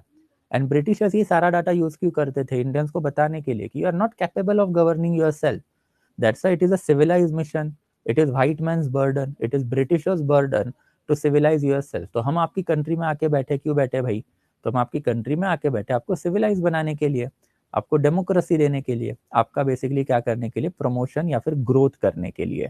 तो you are incapable of governing yourself. And यही वाले एस्पेक्ट जो है अल्टीमेटली कॉलोनियल रूल को जस्टिफाई करने के लिए यूज जो है बेसिकली किया गया। तो you need to understand it from the perspective of London.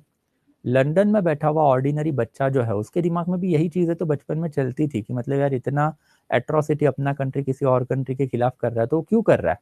And ultimately वही बच्चा बड़ा होने के बाद वही एट्रोसिटी में शामिल होता था। क्यों होता था? Because this version was ultimately fed to the London या फिर ब्रिटिश पीपल।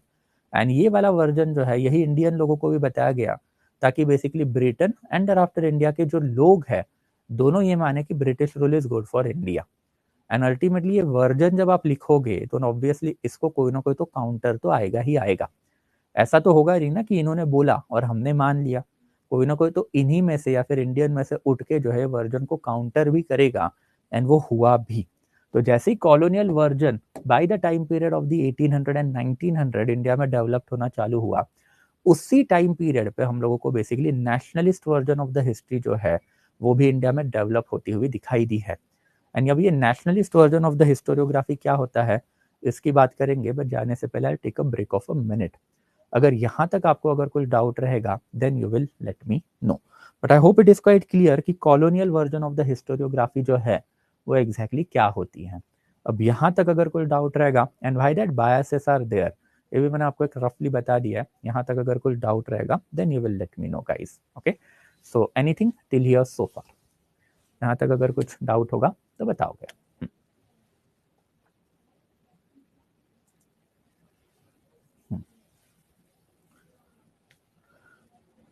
हाँ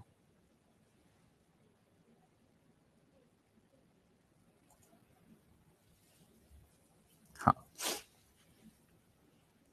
sir, we divided in regionalism, तो क्या ब्रिटिशर्स ने हमें रूल किया वो करेक्ट था? उसके ऊपर बाद में जाएंगे ना यार। देखो मतलब इतिहास अभी तक आपने पढ़ाई कहाँ पर है कुछ, तो डायरेक्टली एनालिसिस में जाने से पहले आपको प्रोसेसेस समझनी पड़ेगी ना बेटा।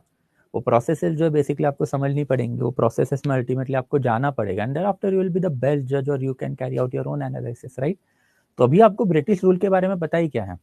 अभी आपका जो वर्जन जो है वो आपने बेसिकली सोशल मीडिया, व्हाट्सएप या फिर बेसिकली गोदी मीडिया का वर्जन पढ़ा हुआ है, right. The true version of the history जो है वो अभी आप पढ़ोगे, and thereafter you will be the best judge, right, to analyze all the things. Okay, yeah, anything guys till here so far? यहाँ तक अगर और कुछ डाउट होगा तो बताओगे।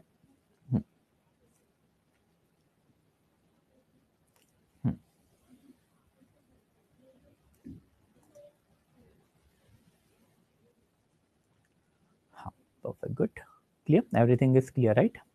चलो perfect, right? Sir, in which orientation are we decoding paper? Most probably परसों वाला जो होगा उसमें most probably, okay, yeah. Can we say in our history no one is a secular ruler? It is the need of the king to patronize different religion. ये हम लोगों ने last वाले लेक्चर में ही देख लिया था ना, मैंने आपको एक ओवरऑल बताया भी था कि एंशियंट इंडिया में 62 different religions were there, and 62 different religion में से अल्टीमेटली 3 ही क्यों सर्वाइव हुआ, that is Buddhism, Jainism and Hinduism. इसके रीजन भी मैंने आपको बताया। तो secularism as a concept as we know today, ये कंसेप्ट तो हमारा है ही नहीं, तो ब्रिटिश लोग इंडिया में लेके आए हुए वाला कंसेप्ट है सारा का सारा। तो एंशियंट टाइम में ये 3 ही रिलीजन इंडिया में चले क्यों? Because it was the need of the king. ये तीनों रिलीजन के पास किंग को ऑफर करने के लिए कोई ना कोई तो चीज थी, और वही चीज तो हम लोगों ने अल्टीमेटली समझी, right, simple. Anything else guys, और कुछ अगर यहाँ तक डाउट होगा तो you let me know.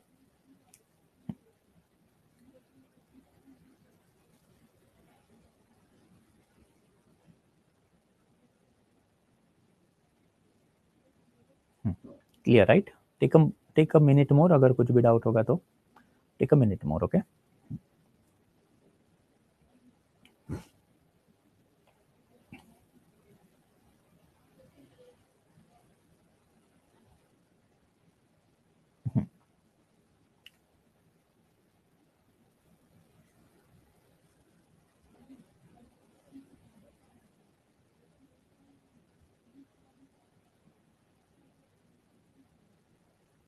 Clear, चलो perfect, okay, I will move forward then, आगे बढ़ लेते हैं। तो जैसे ही colonial version of the historiography आनी चालू हो गई, तो कॉलोनियल वर्जन जैसे ही इंडिया को डिमीन करना चालू कर दिया, तो ऑब्वियसली इसको काउंटर तो होगा ही, एंड फिर ये काउंटर करने का काम किसका है?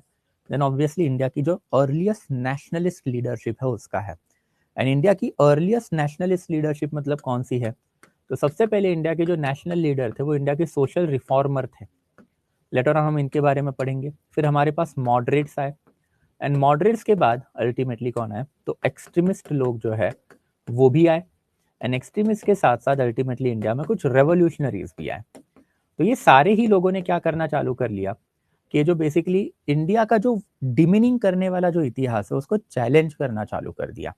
एंड यही चैलेंज अब हम लोग को देखना है, जिसमें सबसे पहला नाम अगर किसी का आता है तो वो आता है बेसिकली राजा राम मोहन रॉय का।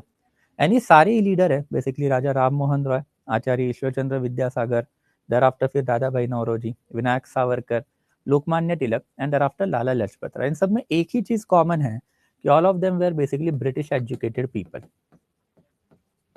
अब ब्रिटिश एजुकेटेड मतलब इसमें से अगर आपने कुछ कुछ देखे तो वो तो बेसिकली लंदन में ही एडमिनिस्ट्रेशन लेके या फिर लंदन में जाके पढ़ के आए हुए थे, या फिर इसमें से जो बचे हुए जो लोग हैं उन्होंने कॉन्वेंट स्कूल जो होते हैं, जो ब्रिटिश स्कूल होते हैं प्रॉपरली इंग्लिश मीडियम वाले, वहां पे एजुकेशन लेना चालू कर दिया।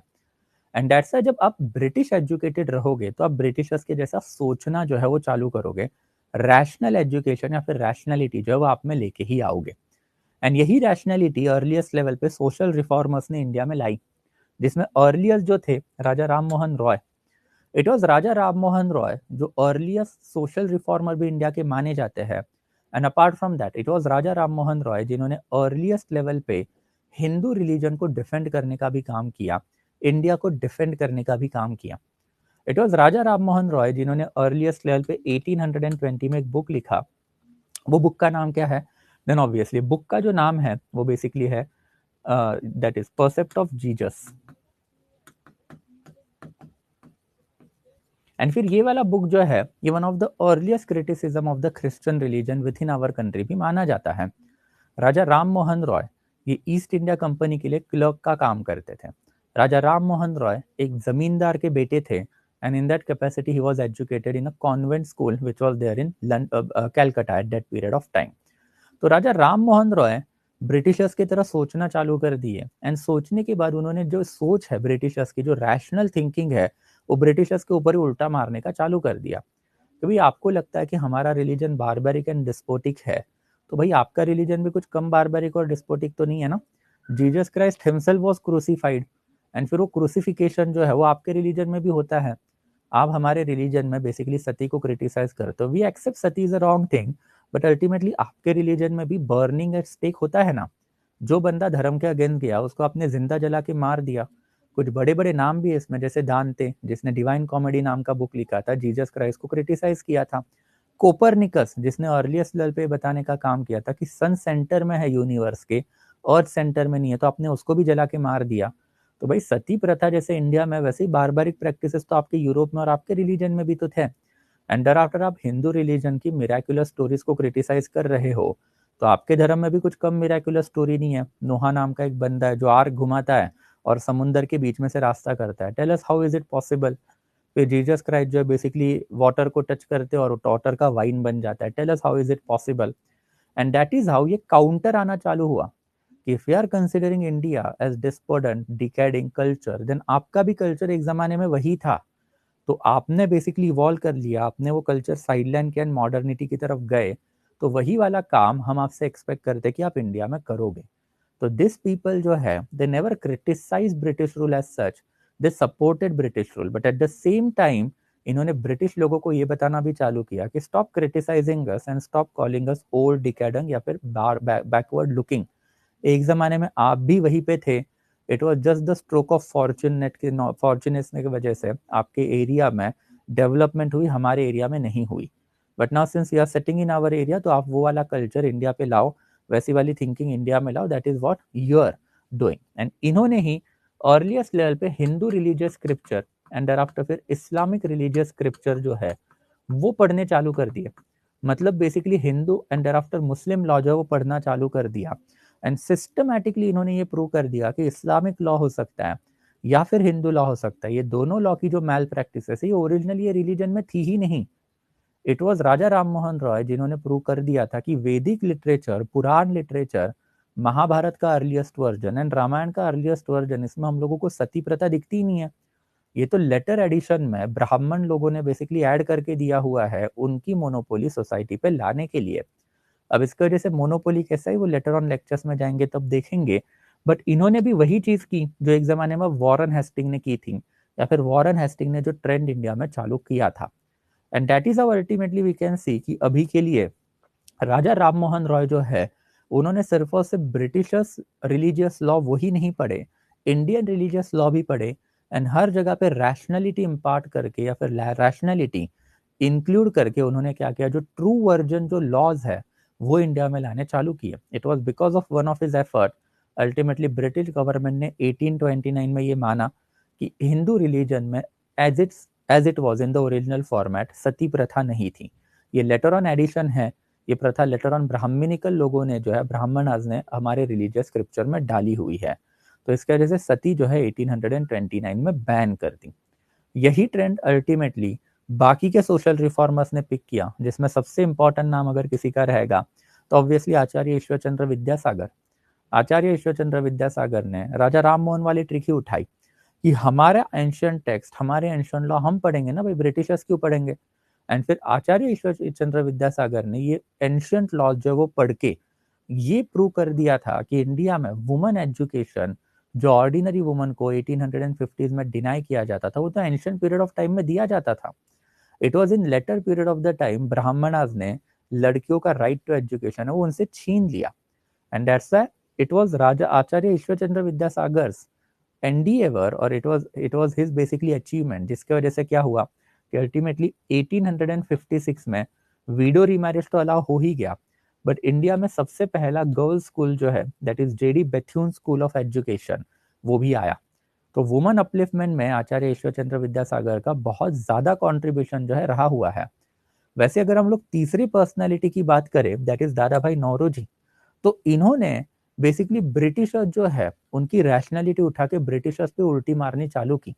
इट वॉज दादा भाई नौरोजी जिन्होंने बेसिकली ड्रेन ऑफ वेल्थ की जो थियरी जो है वो देनी चालू की, कि जो ब्रिटिशर्स का कहना है कि हम आपके भले के लिए आके बैठे हैं, हम आपको डेमोक्रेसी देंगे, हम आपके लिए कुछ अच्छे काम करेंगे।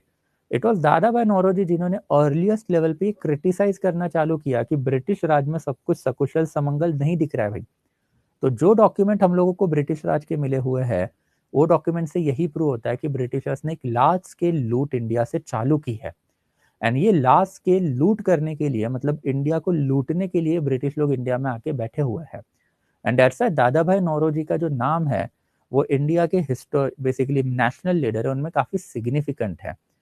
ये अगर हम लोग पहले की लीडरशिप की अगर बात करें तो they were loyal to the Britishers, because they were under that influence कि ब्रिटिशर्स जो इंडिया में social reform, economical reform, political reform करेगा।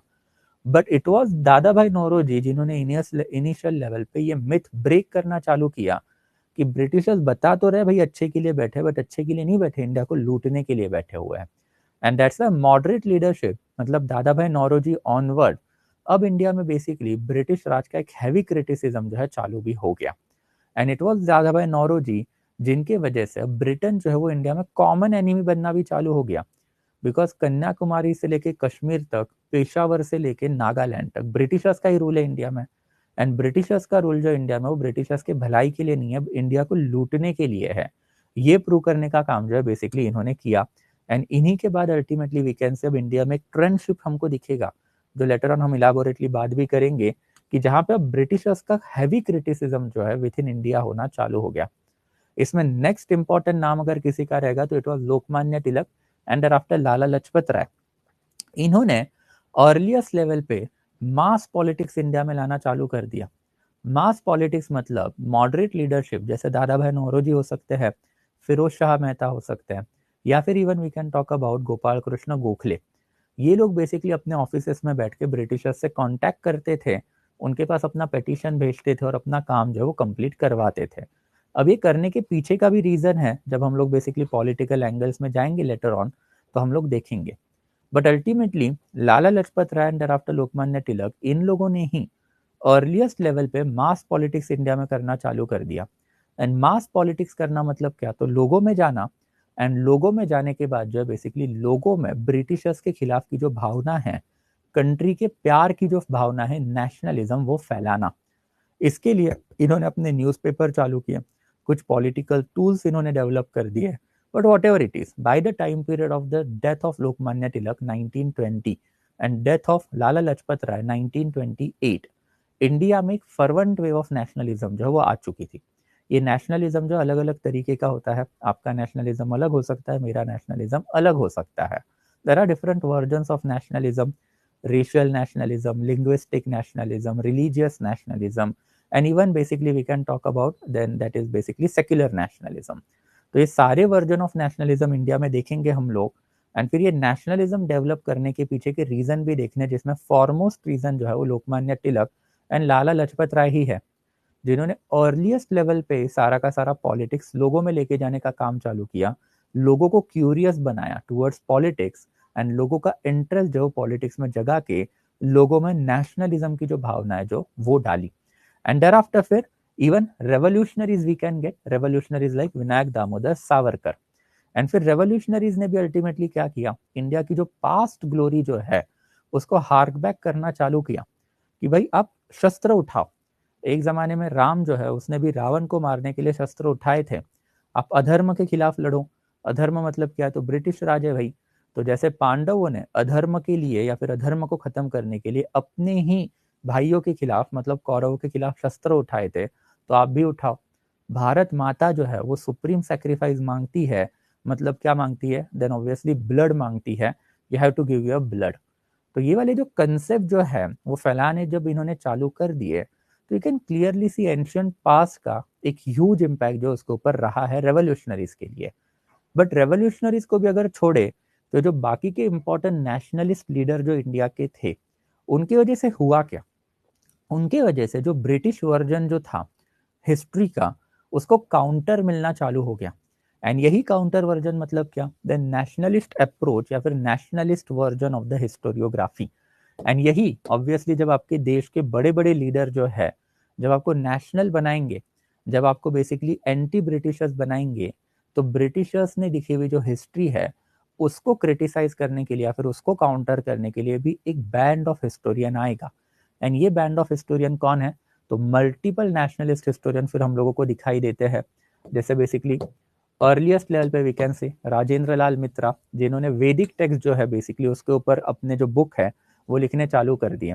वैसे ही फिर Ramakrishna Bhandarkar and thereafter Vishwanath Rajwade, जिन्होंने इंडिया की पॉलिटिकल एंड सोशल लाइफ के बारे में जो बुक लिखने चालू किए। पांडुरंग वामन काने, जिन्होंने धर्मशास्त्र के ऊपर जो है इलेबोरेट स्टडी करके कॉलोनियल वर्जन को रिफ्यूट करना चालू किया। देर आफ्टर फिर देवदत्त भंडारकर, जिन्होंने इंडिया या फिर अशोका जो है बेसिकली उसके ऊपर हिस्ट्री लिख के अशोका का पॉलिटिकल इंस्टीट्यूशन कैसा था वो प्रूव करना जो है बेसिकली चालू कर दिया। वैसे कुछ और हिस्टोरियन में बेसिकली फिर हेमचंद्र रे चौधरी, जिन्होंने एंशियंट इंडिया की हिस्ट्री जो है पूरी की पूरी क्रोनोलॉजिकल मैनर में लिखी till the Gupta period of time. RC Majumdar, जिन्होंने history and culture of people जो है इसके ऊपर ऑलमोस्ट 10 से ज्यादा बुक जो है बेसिकली लिखे। देर आफ्टर फिर नीलकंठ शास्त्री, इनका एक लॉन्ग लास्टिंग कॉन्ट्रीब्यूशन रहा है साउथ इंडिया की पूरी हिस्ट्री जो है वो लिखने में, and North India and South India का cultural interaction ancient period of time में कैसे हुआ था ये लिखने में। एंड देर आफ्टर फिर केपी जायसवाल, जिन्होंने बेसिकली इंडिया का जो डिस्पोटिज्म जो थे वो बस हाइप डिस्पोटिज्म है, एक्चुअल डिस्पोटिज्म था नहीं, ये दिखाने की कोशिश जो है वो अपने टेक्स्ट में अल्टीमेटली करके रखी है। तो ये जो नेशनलिस्ट हिस्टोरियन जो है उनका एक जनरल ऑब्जर्वेशन हमेशा से वही रहा है कि अल्टीमेटली इंडिया के पास अपना खुद एक पॉलिटिकल हिस्ट्री है, एंड पॉलिटिकल हिस्ट्री इंडिया का काफी बड़ा है। एंशियंट इंडिया में ग्रेट किंग होके गए हैं, ग्रेट एडमिनिस्ट्रेटिव इंस्टीट्यूशन होके गए हैं, आचार्य चाणक्य जैसे बेसिकली जो है पॉलिटिकल फिलोसोफर, पॉलिटिकल साइंटिस्ट जो है वो होके गए हैं। And that's why ultimately India के पास ऐसा नहीं है कि भाई India is not capable of governing itself. तो जो कॉलोनियल वर्जन्स ने इंडियंस को बताया था कि भाई you are not capable of governing its yourself, उसको काउंटर देना जो इन्होंने चालू कर दिया। वैसे ही फिर अल्टीमेटली जो अलेक्जेंडर का इन्वेजन जो है बेसिकली उसको एक जमाने में बढ़ा चढ़ा के बताया था। जैसे Aryan invasion theory, Alexander's invasion, तो यूरोप से इंडिया के ऊपर हमेशा इन्वेजन हुए हैं, एंड जब जब यूरोपियन इन्वेजन हुए हैं तब तक इंडिया हारा है, ये बताने का काम कॉलोनियल वर्जन ऑफ हिस्टोरियोग्राफर ने किया। नेशनलिस्ट हिस्टोरियोग्राफर ने इसको इलेबोरेटली क्या किया, काउंटर करना चालू किया, और काउंटर करके खत्म भी कर दिया। बट अल्टीमेटली ये जो जनरल ऑब्जर्वेशन जो आपको दिखाई देगा इसमें कुछ प्रॉब्लम्स भी डेवलप्ड हुए, एंड ये प्रॉब्लम्स अल्टीमेटली क्या डेवलप्ड हुए, देन ऑब्वियसली अगर आप देखोगे यहाँ पे, देन प्रॉब्लम इंडिया के लिए काफी हार्मफुल प्रूव हुआ। Ultimately Raja Ram Mohan Roy, Acharya Ishwar Chandra Vidyasagar, they never entered into the Sharia law और basically social reform in the Islamic religion। वैसे अगर आप यहाँ पे आओगे तो यहाँ पे basically Lokmanya Tilak and there after Lala Lajpat Rai जो है बेसिकली इन्होंने बेसिकली मास पॉलिटिक्स करना तो चालू किया, बट मास पॉलिटिक्स किस बेसिस पे किया, रिलीजन के बेसिस पे। इट वॉज लोकमान्य तिलक जिन्होंने इनिशियल लेवल पे Shivaji festival and Ganpati festival जैसे जो फेस्टिवल है ये महाराष्ट्र वाले एरिया में चालू किया, बॉम्बे प्रोविंस में, ताकि यहाँ पे लोग आए एंड उनमें पॉलिटिकल स्पीचेस जाए। एंड बाय एंड लार्ज यही वाला ट्रेंड इंडिया में आज भी चलता है कि बड़े बड़े पॉलिटिकल स्पीचेस जो है वो रिलीजियस गैदरिंग के टाइम पे ही दिए जाते हैं। बट अल्टीमेटली इस सब चीजों की वजह से हुआ क्या, इस्लामिक सेक्शन जो है वो अलूफ हो गया। वैसे फिर रेवोल्यूशनरीज की भी बातें करें तो भारत माता है, ये वाला कंसेप्ट इस्लामिक रिलीजन में नहीं चलता है। वैसे फिर भारत जो है बेसिकली उसमें सिर्फ एंशियंट पास की ही बातें जो है बेसिकली इन्होंने करनी चालू कर दी। मीडियवल इंडिया का इस्लामिक कल्चर जो है पूरा का पूरा क्या हो गया, निगलेक्ट हो गया। एंड वैसे ही फिर अगर आप इन सबको अगर देखा तो यहाँ पे भी आपको जो है बेसिकली सिर्फ और सिर्फ हिंदू हिस्ट्री जो है वही लिखी हुई जो है पूरी की पूरी क्या है दिखाई देगी। तो none of them basically went into that aspect कि इस्लामिक हिस्ट्री के ऊपर कोई कुछ लिखे, उनको रिफॉर्म करने की कोई कुछ कोशिश करे। तो ये जो अप्रोच जो रहा है नेशनलिस्ट लीडर का, नेशनलिस्ट हिस्टोरियोग्राफर का, ये ऑल इंक्लूसिव नहीं था, it was bias towards Hindu religion, जिसके वजह से जैसे हिंदू रिलीजन में नेशनलिज्म फैला वैसा वाला नेशनलिज्म इस्लामिक रिलीजन में कभी फैला ही नहीं। एंड दैट्स अल्टीमेटली क्या हुआ, इसकी वजह से इंडिया का पार्टीशन हुआ। इट वाज मोहम्मद अली जिना जिन्होंने अगेन 23 मार्च 1940 को बेसिकली अपना टू नेशन थियरी वाला स्पीच दिया था and separate nation for Islamic religion की मांग की थी। एंड फिर पूरे हिस्ट्री में ऑलमोस्ट 2000 साल की ह्यूमैनिटी का ऑलमोस्ट हिस्ट्री रही है, उसमें इंडिया एंड पाकिस्तानी ऐसे अकेले नेशन है जो सिर्फ 7 साल में जो है बेसिकली सेपरेट भी हुए। तो ये 7 year is very small period of time to divide a nation, but ये विद इन 7 ईयर अगर इंडिया डिवाइड हो रहा है एंड एक ह्यूज चंक ऑफ पॉपुलेशन जो इंडियन ही है अब अपने आप को इंडियन मान ही नहीं रहा है, तो उसके पीछे का रीजन क्या है? उसके पीछे का रीजन जो है इंडिया का हमेशा से ही रहा है फॉल्स नेशनलिज्म यू कैन से, या फिर ये जो नेशनलिज्म जो है उसके ऊपर आया हुआ excessive focus upon the Hinduism, जिसके वजह से एक सिग्निफिकेंट माइनॉरिटी है इंडिया की, वो कभी नेशनलिज्म या फिर नेशनलिस्ट बन ही नहीं पाई। और ऐसा नहीं है कि बेसिकली हिंदू रिलीजन में भी नेशनलिज्म कोई हजारों साल से चल रहा था। Hinduism itself is a divided one, and हमने देखा था कि मराठास और राजपूताना में जैसे झगड़े थे वैसे मल्टीपल हिंदू किंगडम में झगड़े तो थे ही थे। तो हिंदू रिलीजन में भी ये नेशनलिज्म लाने का जो क्रेडिट है राजा राम मोहन रॉय से लेके अल्टीमेटली महात्मा गांधी नेहरू लीडरशिप तक आता है। बट अल्टीमेटली इनमें से हर कोई अगर आप देखोगे तो सबने बेसिकली हिंदू नेशनलिज्म वाली ही पॉलिटिक्स खेली है, जिसकी वजह से इस्लामिक सेक्शन वो हद तक इंडिया में बेसिकली अलूफ हो गया कि जैसे ही उनको एक लीवे मिला इंडिया से निकलने का उन्होंने वो ले भी लिया एंड आफ्टर अपना सेपरेट नेशन जो है बना भी लिया। And that is the problem of the nationalist या फिर हिंदू हिस्टोरियोग्राफी जिसकी बात करेंगे। और ऐसा नहीं कि प्रॉब्लम सिर्फ इधर ही हुआ, प्रॉब्लम कॉलोनियल हिस्टोरियन में भी हुआ।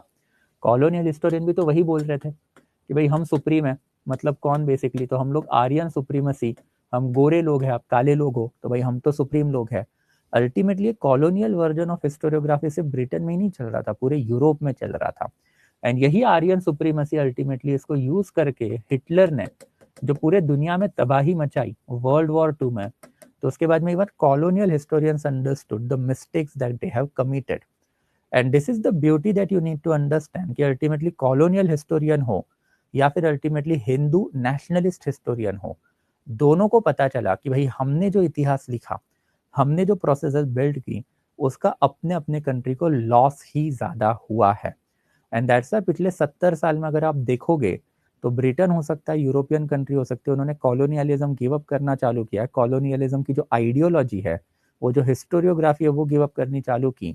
वैसे ही इंडिया में ultimately Nehru leadership and Patel leadership, जो इंडिया की फाउंडिंग लीडरशिप है, उन्होंने ये डिसाइड किया कि 1947 में जो हुआ उसको भूल जाते हैं and thereafter let's begin a new chapter that is a secular India वाला चैप्टर। तो सेक्युलरिज्म पे जाने के पीछे का एक डीप मीनिंग वही रहा है कि हिंदू नेशनलिज्म के वजह से जो एंगर बिल्ट हुआ, वो एंगर ऑलमोस्ट 150 साल के लिए शांत था, बट वो 7 साल में जिस लेवल पे बाहर आया वो पर्टिकुलर लेवल इंडिया में वापस कभी नहीं होनी चाहिए। ऑल इंक्लूसिवनेस या फिर ऑल इंक्लूसिव डेवलपमेंट इंडिया का होना चाहिए, and for that purpose that secular nationalism जो है वो इंडिया में बिल्टअप होना चाहिए। एंड इसी के वजह से लेटर ऑन अब जो बचे हुए नेशनलिस्ट हिस्टोरियन जो है इंडिया में, वो मार्क्सिस्ट हिस्टोरियंस में कन्वर्ट हो गए, एंड देयर आफ्टर जो कॉलोनियल हिस्टोरियन जो है वो कैम्ब्रिज स्कूल ऑफ हिस्टोरियंस में कन्वर्ट हो गए। तो अब इनके बारे में basically we are going to see tomorrow, because आज थोड़ा सा time is out, it's almost 1:10, but I hope it is quite clear. ये जो earliest version of the historiography जो है दैट इज नेशनलिस्ट, जिन्होंने एक्सेसिव हिंदुइज्म के ऊपर फोकस किया, एंड कॉलोनियल हिस्टोरियन जिन्होंने एक्सेसिव फोकस किया किसके ऊपर, Aryan supremacy and after white man's burden, मतलब वेस्टर्न सुपीरियोरिटी के ऊपर। एंड ये दोनों एस्पेक्ट के जो लॉसेस जो इंडिया एंड वर्ल्ड को हुए, इसी के वजह से अब क्या होने वाला था, पूरे दुनिया में कुछ नई हिस्टोरियोग्राफी या फिर एक नया वर्जन ऑफ इतिहास जो है वो आने वाला था। इंडिया के लिए वो मार्क्सिस्ट था, दुनिया के लिए वो कैम्ब्रिज था। तब इसके ऊपर कल थोड़ा सा इलेबोरेटली बात करेंगे। Today we are going to stop over here, but यहाँ तक अगर कोई डाउट रहेगा दोस्तों आपको, then you will let me know. Okay, so यहाँ तक अगर कोई डाउट रहेगा तो बताओगे।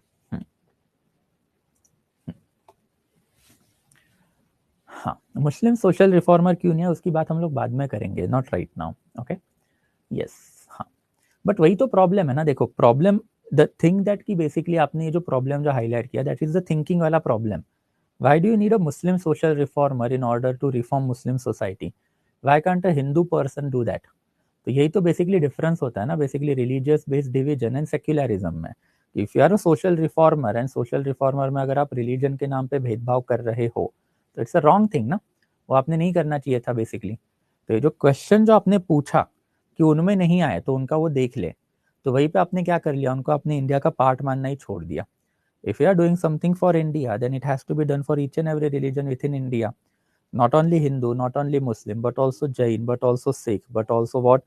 Then Arka Buddhist religion, and there also basically you can talk about Christian religion, and thereafter you need to talk about basically even the other basically religion, जैसे Jewish religion है India में, Parsi religion है, और यही तो हम नहीं करते, एंड दैट्स इंडिया में अभी भी आपको प्रॉब्लम दिखेगा ना, मणिपुर जो है बेसिकली, या फिर इवन पंजाब वाला एरिया देखो, तो this are the burning problem वो इंडिया में, बिकॉज इंक्लूसिव डेवलपमेंट जो है बेसिकली नहीं हो पाती। और ये जो क्वेश्चन जो आपने पूछा कि भाई वो उनका देख ले, तो भाई ऐसा नहीं चलता है ना, India is a country, and ये कंट्री में बाय एंड लार्ज अब बेसिकली 8 से 10 मेजर रिलीजन जो बैठे हुए हैं, तो आपको सबके बारे में सोचना पड़ेगा, and as a leader you can't blame कि भाई, और यू कांट से कि भाई वो उनका देखे और हम हमारा देखेंगे, ऐसा नहीं होता है, right.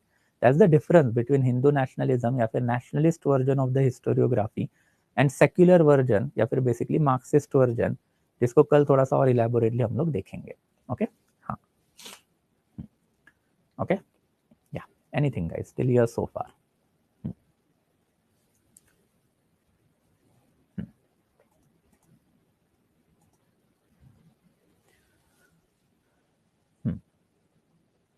If nationalists tried to reform Islam, then it will create outrage and ultimately beheaded. No, not at all, बिल्कुल भी नहीं। ओके, ऐसा तो नहीं है ना, सिंपल है, जैसे हिंदू रिलीजन में जब रिफॉर्म हुआ तो आपको लगता है कि हिंदू रिलीजन ने रेडीली अडॉप्ट किया? बिल्कुल भी नहीं। Child infanticide was the first reform that Britishers had undertaken. कब पता है आपको? तो 1795, 1795 में सबसे पहला रेजोल्यूशन आया था चाइल्ड इन्फेंटिसाइड इंडिया में बैन करने के लिए। बट यही चाइल्ड इन्फेंटिसाइड इंडिया में आज भी चल रहा है, राइट। फीमेल इन्फेंटिसाइड सबको पता है इंडिया में होते ही रहता है। उसके साथ साथ सती की अगर आप बात करोगे, तो सती रिफॉर्मेशन में बेसिकली राजा राम मोहन रॉय जो, उनको सोशल बॉयकॉट का सामना करना पड़ा, जिसमें बेसिकली उनकी खुद की मदर भी थी कि भाई मेरा बच्चा जो कर रहा है वो गलत है और मेरा बच्चा पागल हो गया है करके, बट अल्टीमेटली विथस्टूड इट ना। बट स्टिल अगर सोशल रिफॉर्म में आप सती एबॉलिशन की बात करोगे, तो the last instance of the Sati recorded version is basically 2007 या 2008 का, जो राजस्थान में हुआ था। तो ऐसा नहीं है कि ये मैल प्रैक्टिस इंडिया से पूरी जा चुकी है, अभी भी है। वो रेजिस्टेंस जो बेसिकली आता ही है सोसाइटी से, एंड लीडर के लिए फिर वही तो है बेसिकली, उनको वो रेजिस्टेंस जो विथस्टूड करना है, एंड विथस्टूड करके जो है बेसिकली क्या करना है, तो उसको बेसिकली आगे बढ़ाना है। बट प्रॉब्लम वही था कि जो सेक्युलरिस्टिक वर्जन जो है इसका कंसेप्ट शायद इंडियंस को तब नहीं पता था। ये तो अब मॉडर्न 20th सेंचुरी वाला कंसेप्ट है जो इंडिया में काफ़ी ज़्यादा चलता है। तो उस ज़माने में basically India as a country भी नहीं थी, और ये लोग कर रहे थे वो अपने अपने धर्म के लिए कर रहे थे, and dharma become important as compare to nation, and that is where everything went wrong for our country. Okay, तो इसकी बातें जो बेसिकली अब धीरे धीरे लेक्चर्स में आगे जाएंगे तो और होगी, तो आपको थोड़ा सा आइडिया जो आएगा। ओके, या anything guys till here so far? और कुछ अगर डाउट रहेगा तो बताओगे। Sir, it means after coming of new school of historiography, colonial and nationalist history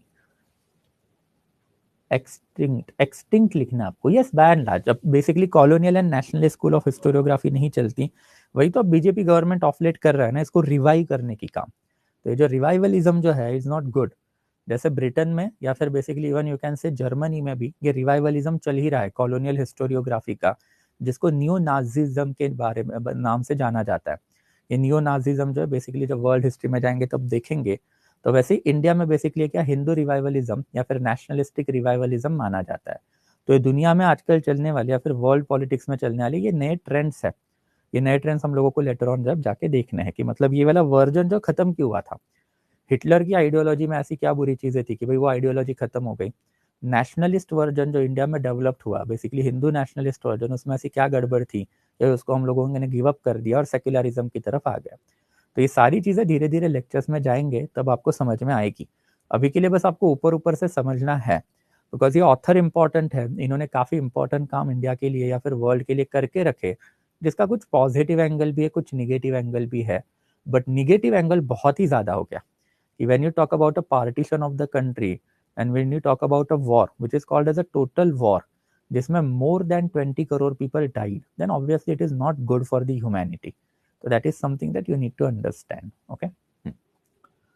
secularism is a modern और वेस्टर्न कंसेप्ट, यस एब्सोल्युटली। इसको जबरदस्ती का इंडिया में एंशिएंट टाइम पे लगाने की कोशिशें तो की जाती है, बट इसके बारे में हम लोग लेटर ऑन जब एंशिएंट में जाएंगे तब बात करेंगे, don't worry. Okay, yes.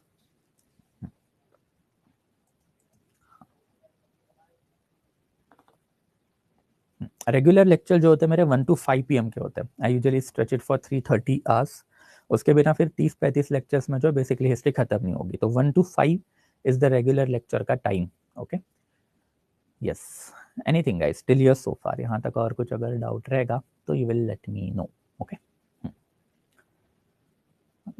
Clear है यहाँ तक? चलो परफेक्ट। ओके, वैसे लेक्चर तो खत्म हो चुका है, but still I will give you a minute अगर और कोई डाउट रहेगा तो। अगर नहीं रहेगा तो tomorrow we are going to move on to the next aspect, that is basically जो next version of the historiographer जो है, that is basically this one. कि पहले हम लोग देखेंगे कि Cambridge school, thereafter Marxist school and there after subaltern school जो है बेसिकली क्या होता है, इसको भी थोड़ा सा ऑफ इन डिटेल पढ़ना है हम लोग को। बिकॉज हम लोग जो मोस्ट प्रॉब्ली हिस्ट्री पढ़ने वाले हैं, वो सारी की सारी हिस्ट्री यही से आने वाली है।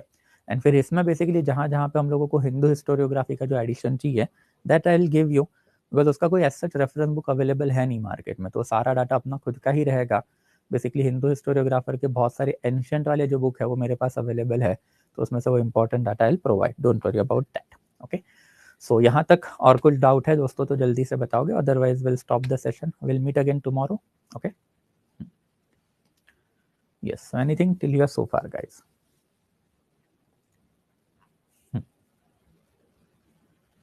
ओके, अमित का कोई क्वेश्चन रह गया? रिलीजियस आइडेंटिटी शुडंट बी, एक minute Amit, shouldn't be impassive, but society doesn't accept neutralism. Now this could be overcome religious stigma while bringing new policy. No, not at all, not at all. UCC कभी लगेगा नहीं। UCC is basically चुनावी जुमला, and if BJP tries to basically implement it, then it will be way too much. वो basically BJP के लिए नहीं, India के लिए पॉलिटिकल सुसाइड होगी। तो दैट्स वाई रिसेंटली आपने देखा भी होगा basically ministry of social justice जो है, उनका ऑफिशियल स्टेटमेंट भी आया कि अभी तक बेसिकली गवर्नमेंट ऑफ इंडिया जो है बेसिकली इन्होंने कोई ऑफिशियल प्रपोजल इसके लिए लाया नहीं है। तो वो पार्लियामेंट में उन्होंने जब स्टेटमेंट दे दिया कि they are not basically mulling it actively और they are not thinking it actively, तो अब वो इशू थोड़ा सा साइडलाइन हो गया है। बट यूसीसी बेसिकली इंडिया में बहुत ही basically you can say that it's burning issue, and if you try to bring it so hastily it will open up Pandora's box. Obviously it is a reform, but ये reform जो है consensual होने चाहिए। Reform shall never be top to down. There are two kind of the reform, एक top to down reform होता है, एक bottom to up reform होता है। तो यूसीसी अगर सेंटर से इंप्लीमेंट होता है then obviously it will be top to down. आपको बॉटम टू टॉप रिफॉर्म चाहिए। जब तक बॉटम टू टॉप रिफॉर्म नहीं होंगे सोसाइटी में वो रेजिस्टेंस हो गया। अभी जैसे मैंने आपको बताया कि सती 1829 में बैन हुई थी, फिर भी लास्ट प्रैक्टिस 2005-2008 की है। वैसे ही बेसिकली चाइल्ड इन्फेंटिसाइड जो है बेसिकली 1795 में इंडिया में बैन हुआ था, बट इंडिया में आज भी ये बर्निंग इशू है। तो ये क्यों है? बिकॉज ये सारे टॉप टू बॉटम रिफॉर्म थे। तो रिफॉर्म के भी अलग अलग अप्रोच होते हैं, that you need to understand. आपका अभी तक बेसिकली उसमें सोच समझ काफी कम है, धीरे धीरे आपको ये चीजें पता चलेगी जब आप इतिहास पढ़ोगे ठीक से। डोंट वरी अबाउट दैट, ठीक है? यस, देयर आफ्टर फिर धर्मशास्त्र ओरिजिन, मैंने आपको बताया ना कि धर्मशास्त्र जो है बेसिकली पुराणा से अकॉर्डिंगली जो है लॉ बुक है। तो अगर आपको पुराण पता है, वेदा पता है तो बात अलग है, बट अगर नहीं पता है तो बेसिकली एंशिएंट में जाएंगे तब देखेंगे। Got it? Yes, crux compilation मैंने आपको बताया ना कि I tell it to you about on Monday. Monday को उसके बारे में आपको बताऊंगा कि कंपाइल क्रक्स आपको कब मिलेगा, कैसे मिलेगा। Okay, yes, anything else guys? और कुछ?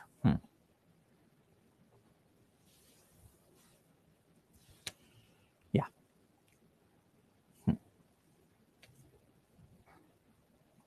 क्लियर है, राइट? चलो perfect. Okay, so will stop आज के लिए फिर। Okay, we have to will meet again tomorrow. I guess इस बार का या फिर इस वीक का शेड्यूल आपके पास आ ही गया होगा अब तक। तो कंटिन्यूस लेक्चर रहेंगे अभी के लिए तो आपके, राइट, ये हफ्ते तक। तो थर्सडे तक जो है बेसिकली विल स्ट्रेच फ्रॉम 11 से लेके 1 ऑनली। फ्राइडे वाला जो है मोस्ट प्रॉब्ली 1 से लेके 5 का आई विल टेक, ठीक है?